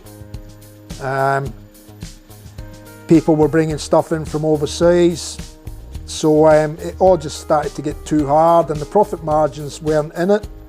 So I decided that I'd be better calling it quits after I think I ran that for about 7 years.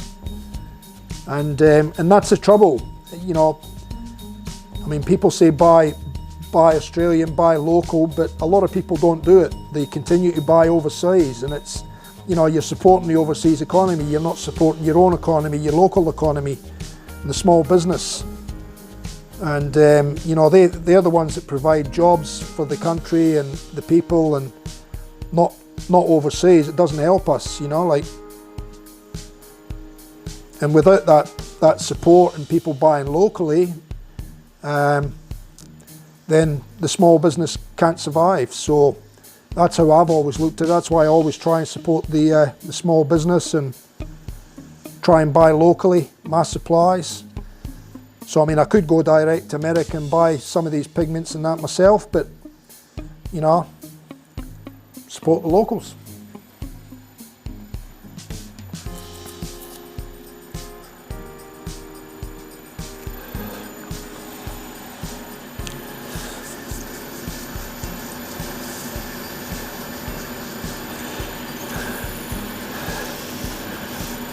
Grey Dog, you'll have to send me, you'll have to message me a link or something where I can go and have a look.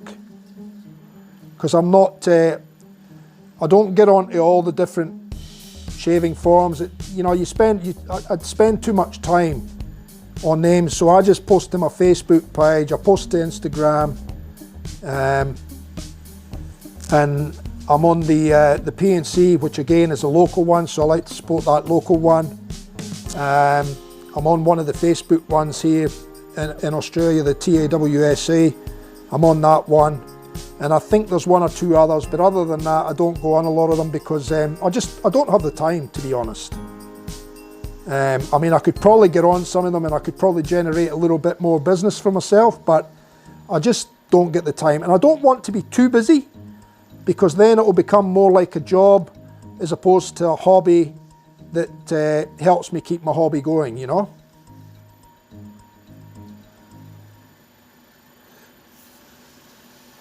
And I enjoy what I'm doing, so I don't want to make it like a job.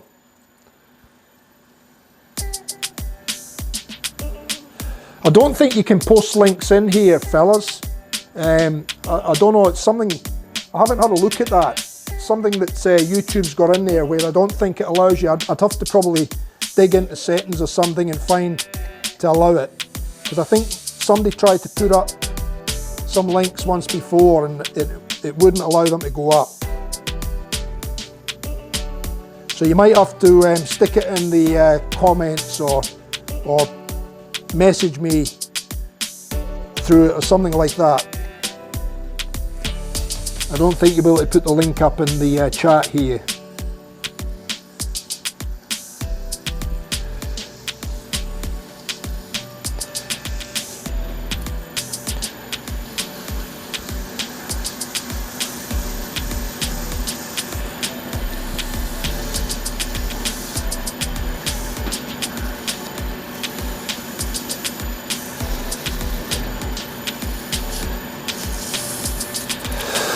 Okay, I think that'll do that for the micromesh pads. So I'll just give it a bit of a hand rub just to make sure that we're covered there.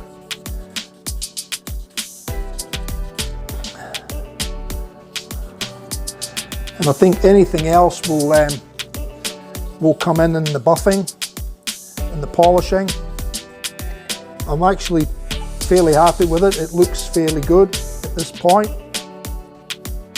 I don't see anything major or anything standing out as I'm looking over it.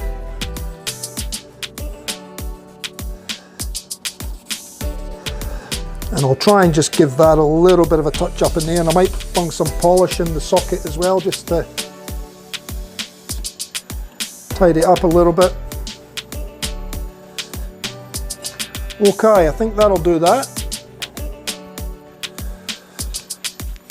So we'll get a piece of paper towel, give it a bit of a dry off.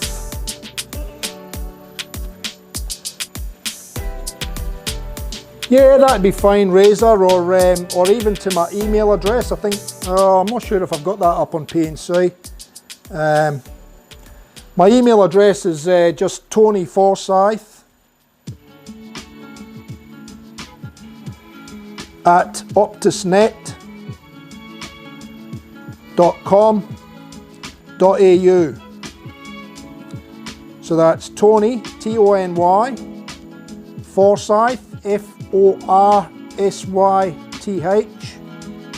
at optusnet.com.au. I do have a TF Custom Shaving Brushes one as well, but if you send it to that one, that's my personal one.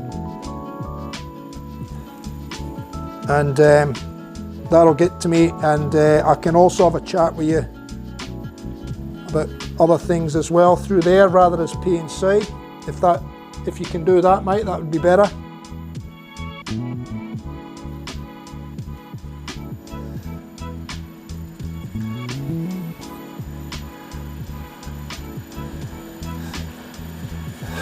Right, I'll stop that and give it a quick once over, make sure that we've not got anything major in there.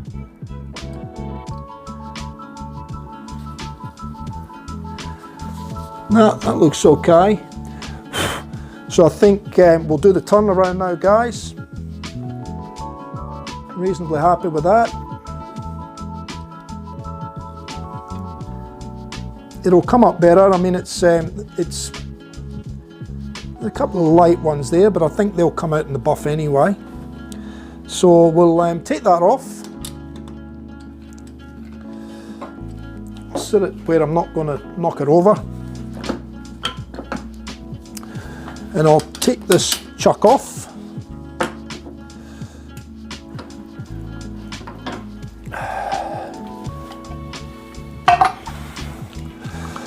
And we'll put this one back on, the big one.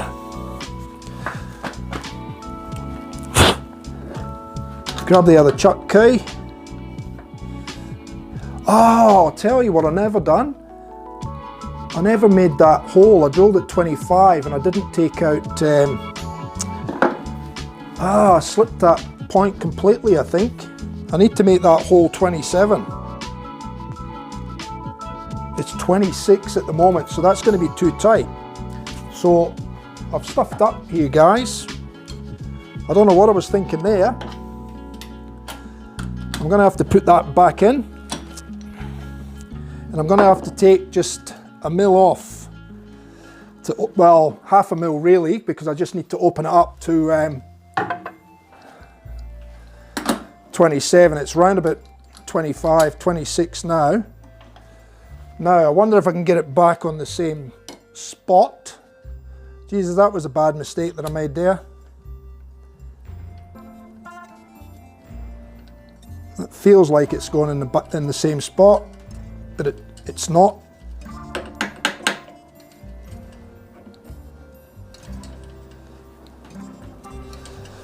So I might just try each notch around till we find the one that it's going to sit in. And there we go. Maybe a little bit. We'll just go again. We can always go back around.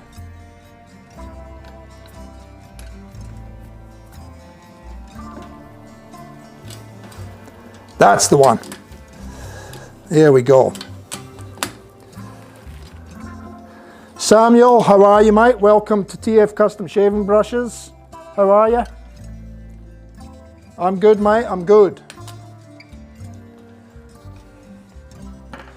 Okay, I'm just going to take the tailstock off.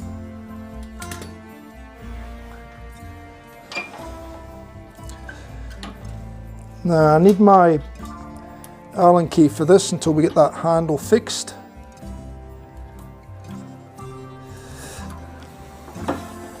We'll bring that in and I'll check my height out. I think I'm probably too high still there. Oh no, not too bad. We'll just get that right there. So I may even have to drill this a little bit deeper depending on how this goes. We'll have a look once I've done it.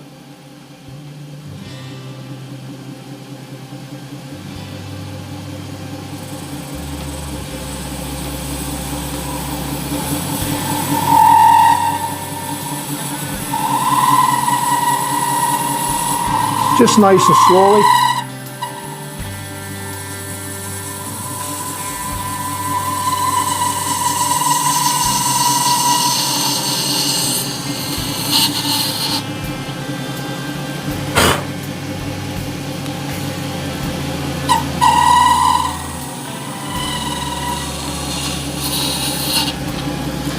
Okay, so what I'm going to do is I'm just going to check my depth now to make sure that we are where we need to be, and that's oh, it's almost 16 mils, so I'm still happy with that. I will have to take the sharp edge off that, and what I'll do is I'll check. What do you reckon for knot with this one, guys? A boss knot or the Timberwolf? I think the cashmere and the snow leopard will be too bright, so I'm thinking that's still too tight, so that's going to have to be opened up to take a boss knot. I think the Timberwolf is probably going to look the one again on this with the blue and the grey.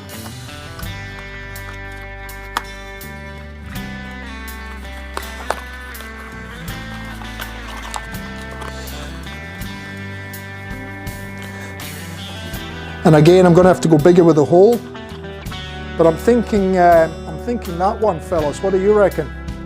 Timberwolf, yeah, Timberwolf with the blue, eh? Seems to be the popular choice, the Timberwolf with the blues.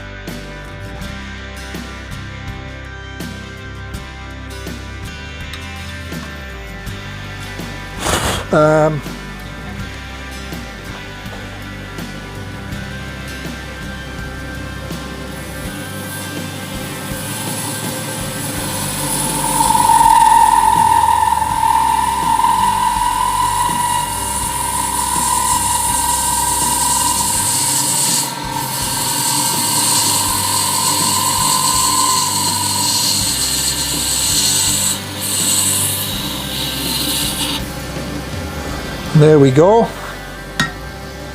We'll just give that a blowout. And I think we should be okay now. We'll just give that edge a touch up though, just take the sharp edge off.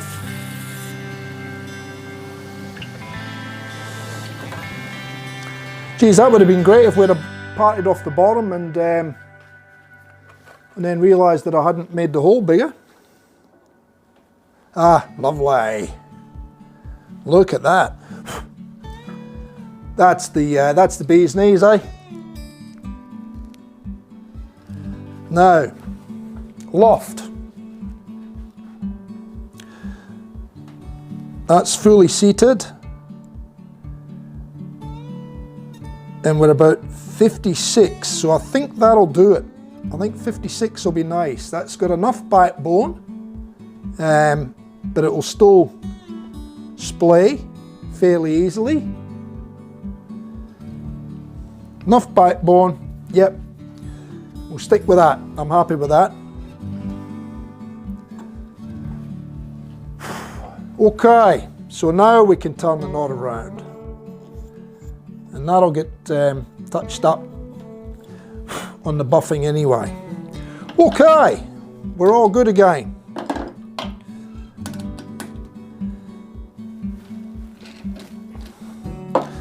So let's do it. Let's take this chuck off.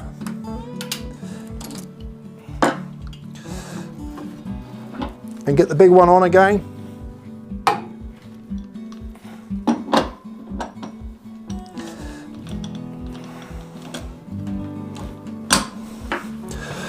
And get the big key and the handle. Sit it on there flat on the tip of the chuck jaws. Give it a little tighten. Check it. She's spinning pretty center there. I'll just take you to the head down shot so you can see that. So she's spinning pretty well on true there. So now I can just tension that up.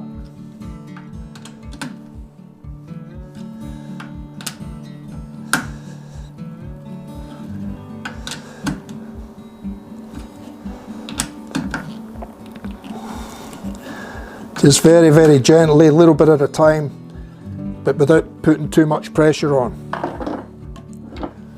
Okay. Now we'll move the tool rest. We'll get the tailstock back up on there.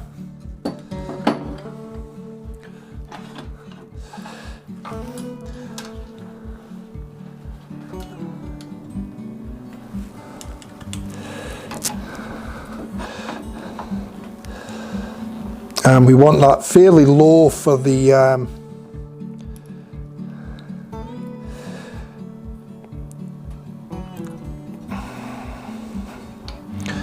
Oh, oh, I've got to get that cam lock fixed. I don't like using the Allen key like that.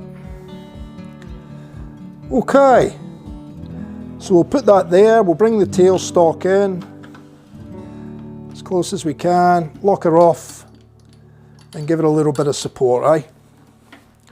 Slow the lathe down, start her up, spin it nice and true.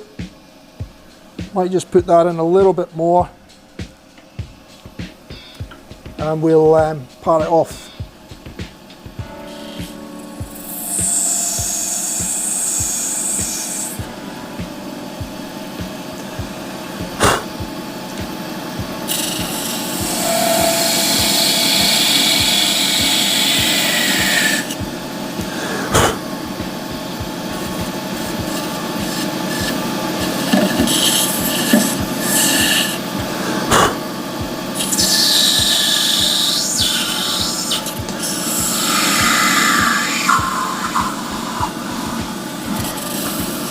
And there we go. Get rid of the waste piece. Bring this back. Take it out the way. Now we'll turn the tool rest. So I'll stop that. Loosen off the Allen screw. Bring the tool rest into place. Fairly close there. Lock that off, and we'll check the spindle gouge there and see how it needs to go down just a touch.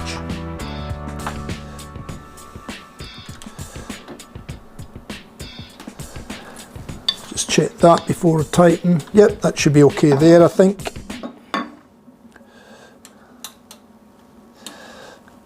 Lock that off. All right. Let's just tidy up the bottom now. So nice and carefully, just try and even out the bottom.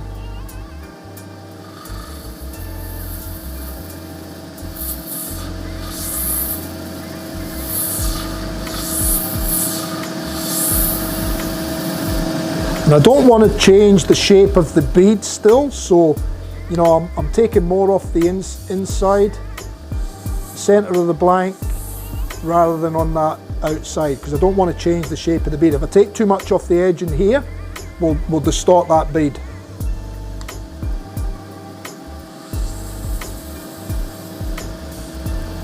And that feels fairly smooth. So take that out the way. We'll turn it back the right way. Put it out the way, and the rest now we can do with the hole saw and the sanding. Okay, so we'll take that out. We'll put the 25mm Forstner in, slow the lathe down,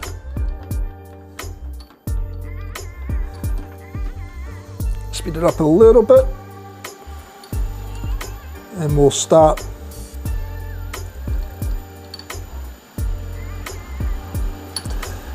get the center bit to start so it doesn't go out of center, nice and slowly, and once we engage then we can go in and cut. So there we are, starting the cut, bring it back to 0. We'll advance the tailstock till we hit the bottom of the blank again, bearing in mind that we're hollow, so there we are. And then I'll take that in until I hit about 4.5. 1, 2, 3, 4 and a half. Take that out, get rid of them. We're done with that now, and we're done with that. So now all I'm going to do is just give that a little bit of a tidy up. I'll soften off that edge again where the medallion's going to go.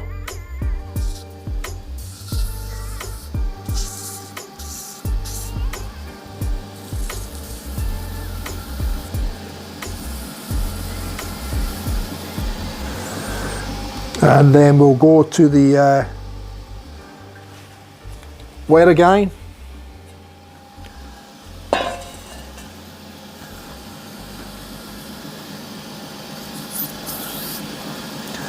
And I'm also going to try and just sand in that edge there.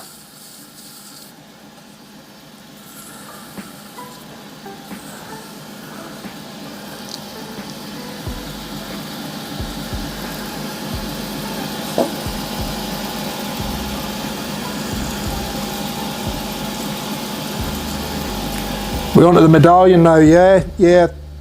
The antique silver is going to be the one to go with on this one too, being the blue. The antique brass just wouldn't look right, so we're all good with that.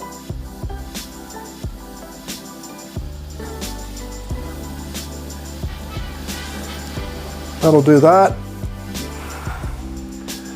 And we'll just give that just a little touch up with the pads, just to make sure we've got it all. That's good. We're only sanding a very small area here, it's just the outer of where the coin's going to sit.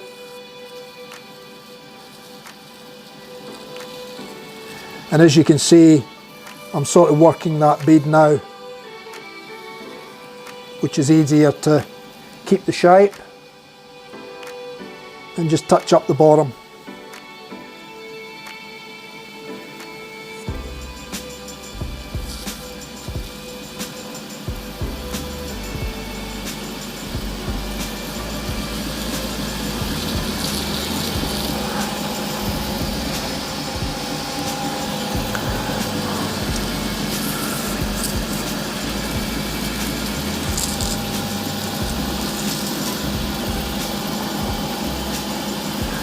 Excellent, good stuff, Sam. Samuel, Sam. What do you prefer, Sam? Samuel?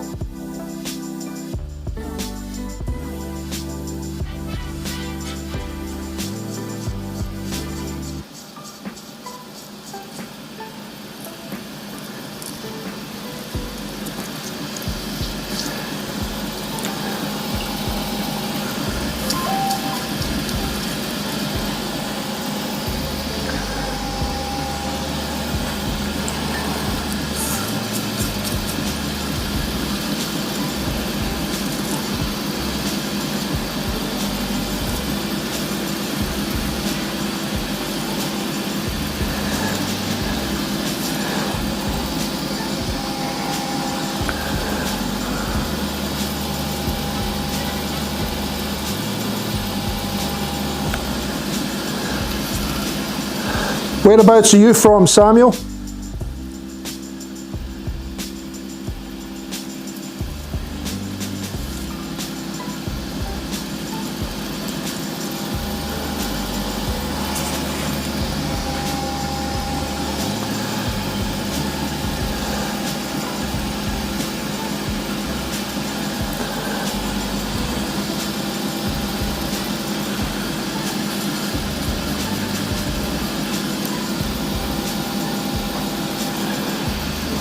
What, did you just send an email, Razor?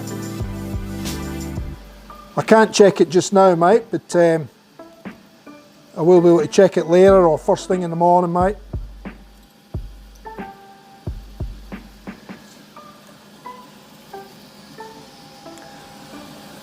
I just want to get this finished for you guys so you can see it finished and standing upright and see how the colour looks. It's quite, I think it's going to be quite nice when it's got a bit of a polish on it. And I'm fairly happy with the shape. It actually feels quite comfortable in the hand. I mean, you can feel obviously the details there, but it gives you a bit of grip. I mean, a lot of my handles tend to be a lot smoother, but nice feel in the hand. This has still got a nice feel in the hand, but it's got heaps of grip, you know.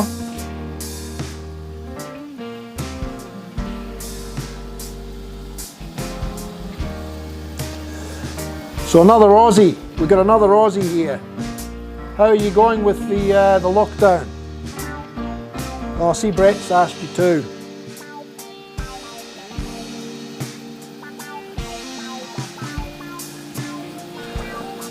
I'll leave the guys to look after you in the chat. Sam, I'm just going to get on with this handle, mate.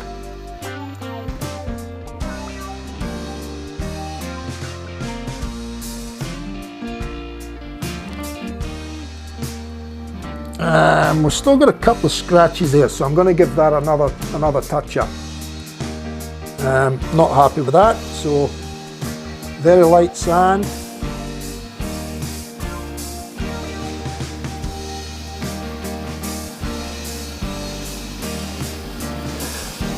And I think the problem was there that I didn't actually sand by hand in a different direction, so we'll do that this time, and we'll get rid of those marks this time, and then we'll go to the mesh. And I think that's where I went wrong with that handle the other night, guys. I think I jumped a stage unknowingly.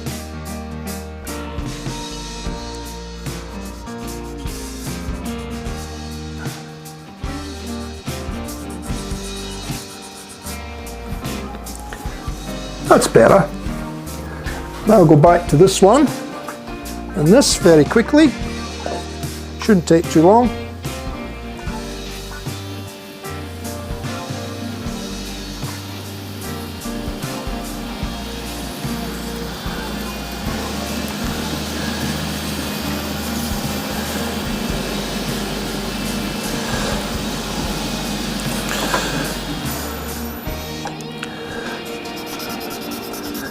And then we'll go again by hand with the 1000 grit, and that's looking much better already, so I'm glad we done that.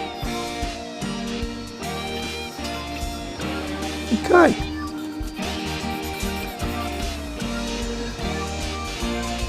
Yeah, much better. Okay, we'll get rid of that again. I don't think I need to go through the micro mesh with that. That's actually looking quite good there, just with the 1000 grit, and I think the buff will take the rest of that up. It's quite smooth, quite flat, just needs a shine. Okay, so we're done there.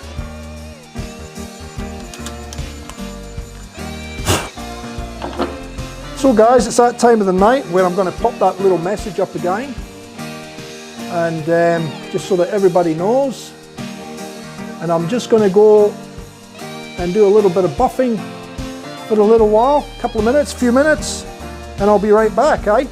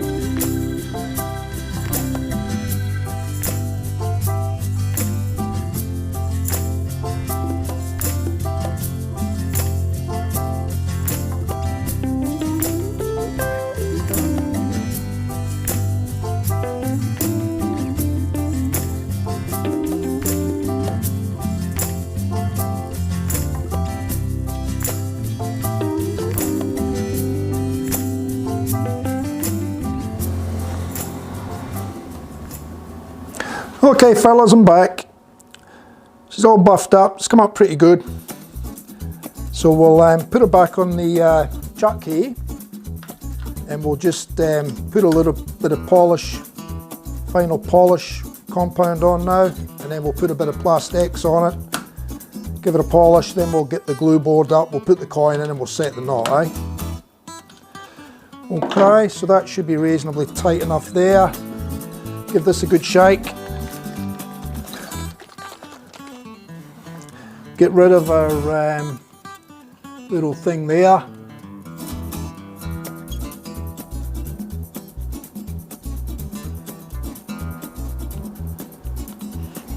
I'll get back into the chats. Here we go. Excellent, good stuff.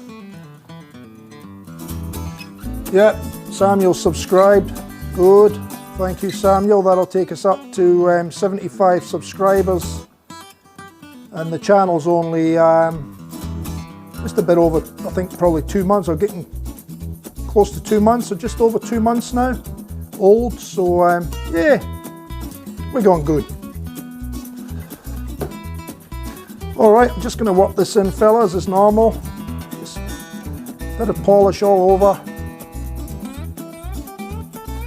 Then we'll give it a nice paper towel rub up, work it in. All the detailed areas as well. A little bit on the bottom.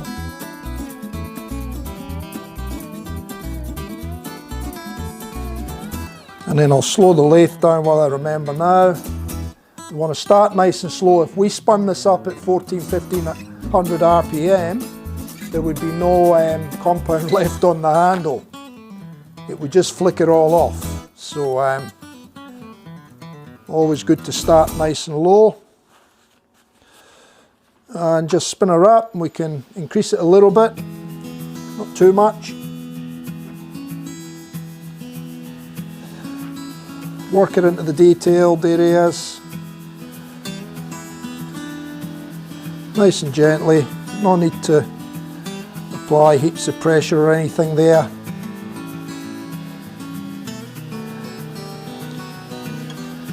Again, work into the details.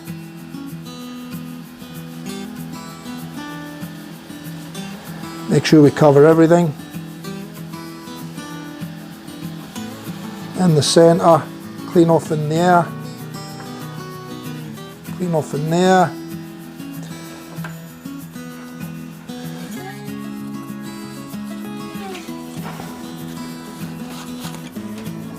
I don't think, oh, you might see the depth in it. We've got some nice dark midnight blue running up in it.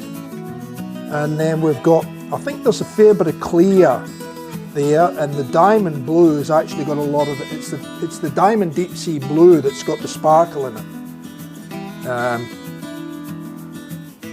It's going to go another little bit with that.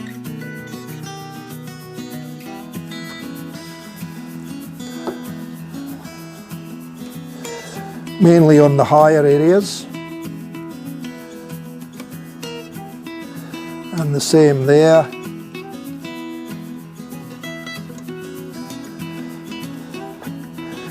And then we'll hit it with a little bit of Plastex.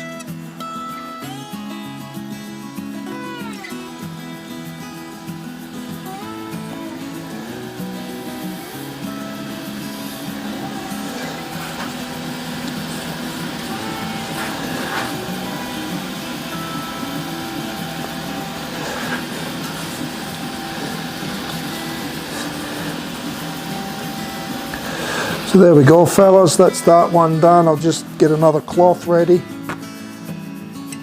And we'll go with a bit of Plastex now. So slow it down again. Good shake. Bit of polish.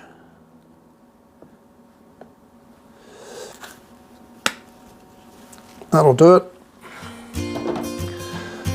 So again, just rub that in.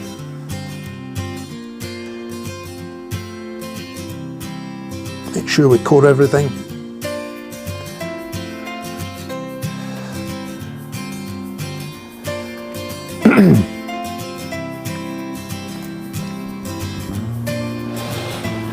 slow the lathe down again, and just nice and gently,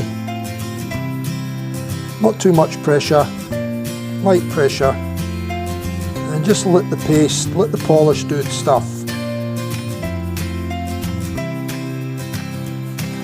A little bit in the detail.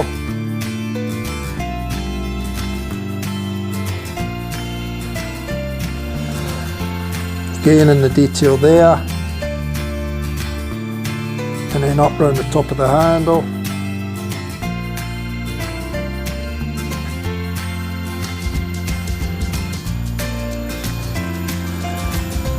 In the detail. Turn the cloth to a nice dry bit. We'll speed her up a little bit more now. And just let it buff itself up now.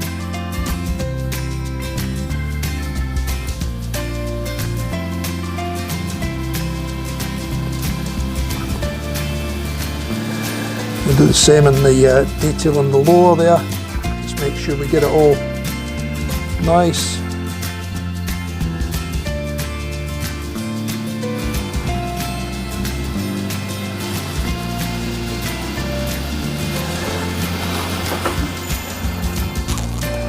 And there we go. Look at that. All right, so we can get that off the chuck now.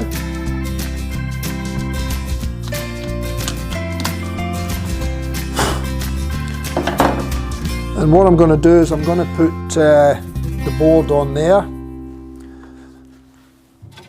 The famous glue board.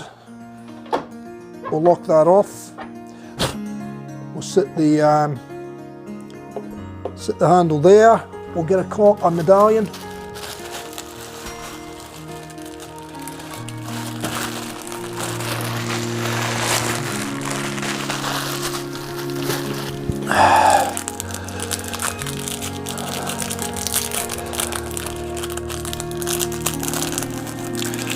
There's the medallion ready.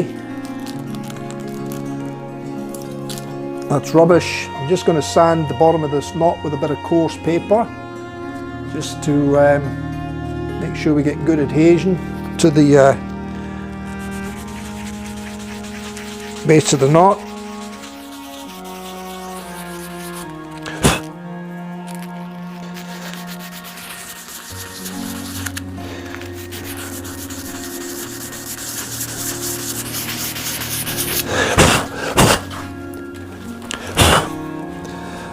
Okay, so that's the knot ready. Check that fit again. Yep, that's good. That's that. I've got the epoxy here ready to go. So we'll put some over here out the way.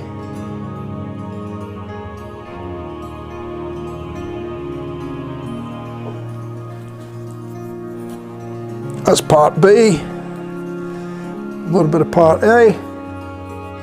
Well, 50-50 actually. It's a one part to one part epoxy.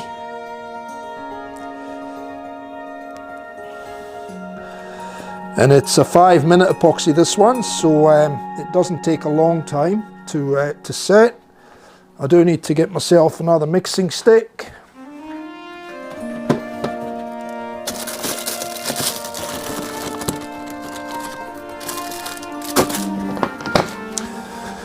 Done. Okay, so we're going to set the coin first. So mix up the epoxy. Make sure we get it mixed, the two parts well and truly together.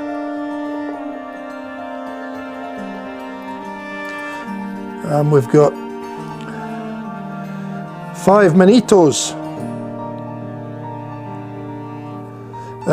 Sorry guys, I've not got this in the shot. Just give me 2 secs and I'll try and see if I can zoom out or so you can see what's going on.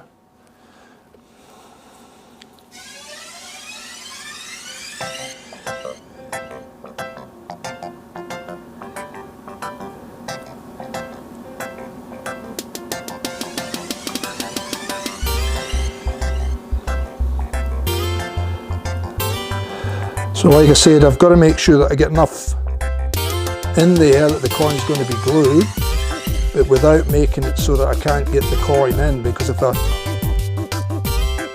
put too much out, it causes a hydraulic effect. It traps air under the coin and you can't push the coin in. So that's the way to do it. It's just like that. We've got a little bit of seepage. So I'm just going to make sure my hands are clean, but I'm just going to make sure that I move that around and work it in that hole, make sure it's sitting flat. And any excess that comes out, we'll just do the usual. A little bit of methylated spirits.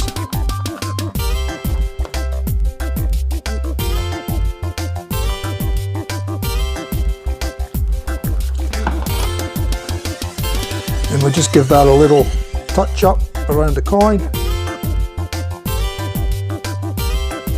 Make sure we get right in there where the glue is.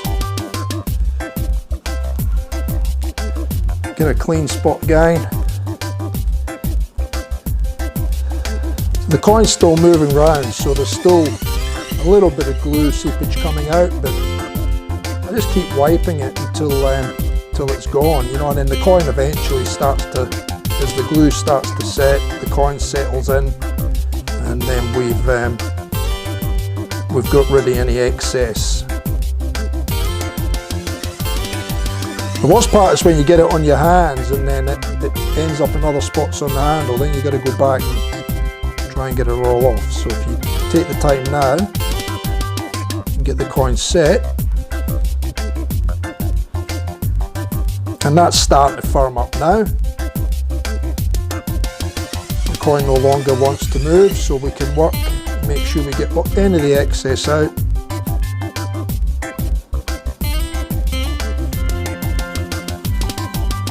And then give it a wipe, give it a check, make sure we've got no glue anywhere else.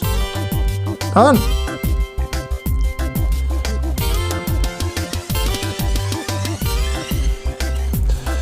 Now there's still a little bit there.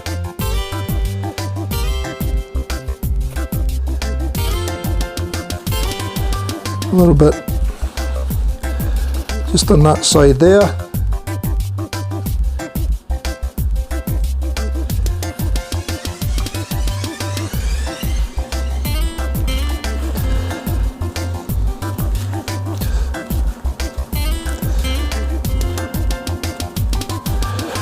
And I'll get a fresh bit of the towel, some fresh meth, and just give it a complete once over.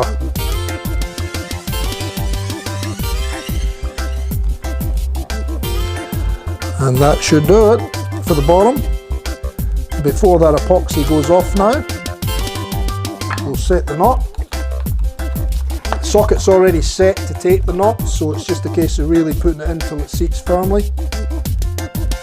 We've already sanded the base of the knot to increase adhesion.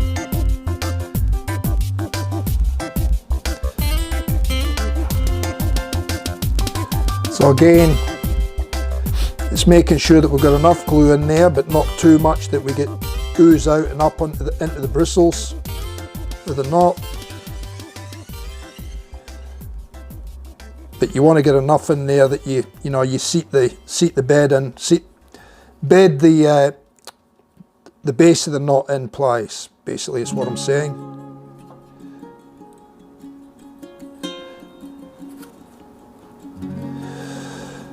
A little bit more in there.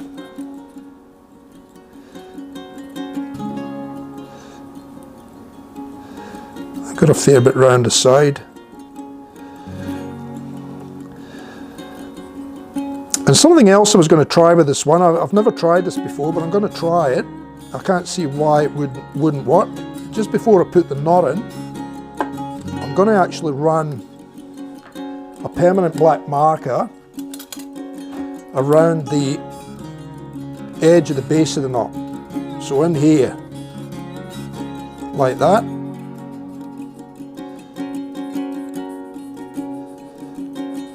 Because I don't want that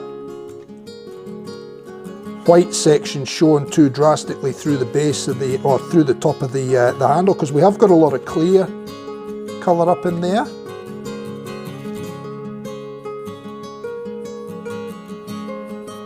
So if I can just tone it down by doing this, I'll be much happier. And it's a permanent marker, so I don't think the epoxy will have any effect on it.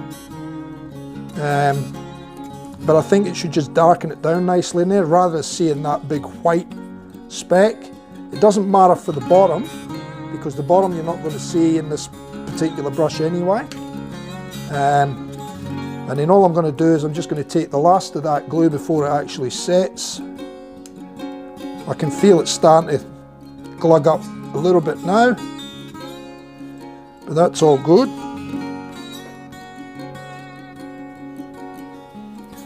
So we're done there, and now it's really just a case of getting that. You can see the knot there. We put the black around the outside, leave the bottom because that's not going to be seen. We've got glue on the base of the knot, we've got glue inside there.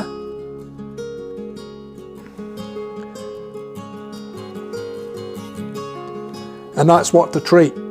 It's just you're not going to see that white through the clear and the blue in the top, and it's darkened the top down a little bit, and all you can really see is a bit of the bristle at the top of the glue plug. You can't see the glue plug at all now.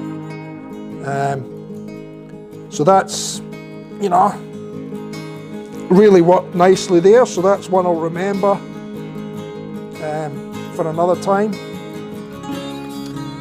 And I'll just get rid of that glue now, fellas. I'll set the brush there and I'll bring it into better view for you so you can see it up close and personal and all finished. So just let me get rid of my glue stick in the bin.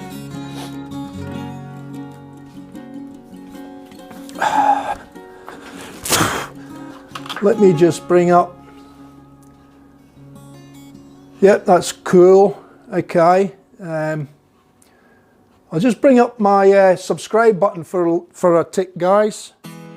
Just in case anybody's there that hasn't, please subscribe. Samu, you've done it, mate. Good on you, thank you, appreciate it. If there's anybody else there that's watching that hasn't subscribed, if you can please subscribe, or any that watches the video later on after the live, please subscribe down below. Click the little bell and you'll get notified when I put any videos up. Or when I go live, so it's a good reminder, and then you can actually set a reminder off that as well if you need to. And if you can drop in and watch, great. If you can't, you can watch it another time when you've got more time. That's the good thing about it all. So now let me just check the chat. We've got it all covered. Steve-O, yep. Excellent. So I'll change the camera now, close in, and give you a close-up shot of that brush. It's quite impressive actually. There's a couple of very, very fine, just very, very fine, very faint scratches. So I'll probably end up giving it another hit in the buffer once the knot sets in place. Just give it another bit of a buff up. But that's it there. So let me go to camera 2 for you, and I can get that in a better view for you. So there you go. There's the handle. Sits quite nicely in the hand. I can't really get that in that camera shot. I'll get it in the head shot for you. You can see how that knot, the base of the knot is not showing in the side of the handle now. It was when we sat it in before. And you can barely actually see the bristles coming up through the top of the handle as well. You can barely see it now. So just blackening that down has made a big difference to the look of that. You can see the sparkle in that diamond deep blue, say, and then the darker areas of the what was it called?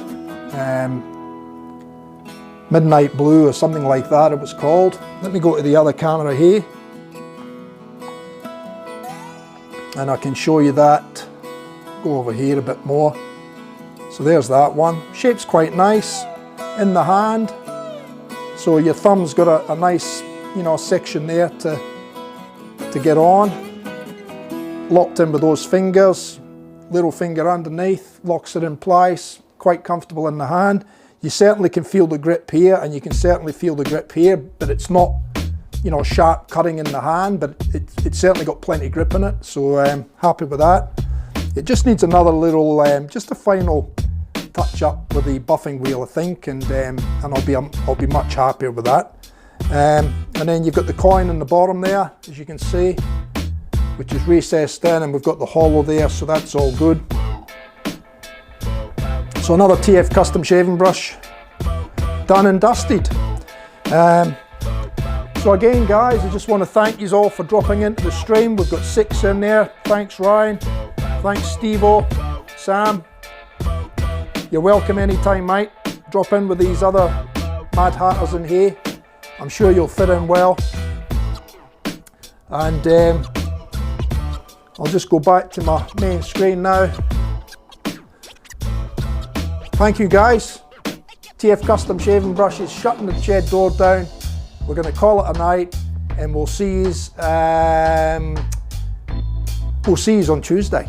How does that sound? And the lives are up scheduled. I think there's about another 4 or 5 lives already scheduled in. So you should be able to see them somehow on YouTube and see what's coming up. And then once we get those ones out the way, and I've got some stuff to do for Serjan at Rhodium Knots. Going to try and start getting his stuff sorted out now, so that will be, I think, the one where I've got it up is preparing the glue blocks for the blanks, and I'll explain that as we get into that stream. You'll understand more what I'm doing. And but anyway, until then, this is TF Customs shutting the shed door down, and we'll see you on the next one. Thanks, guys, much appreciated. Take care and stay safe, right? Cheers, fellas.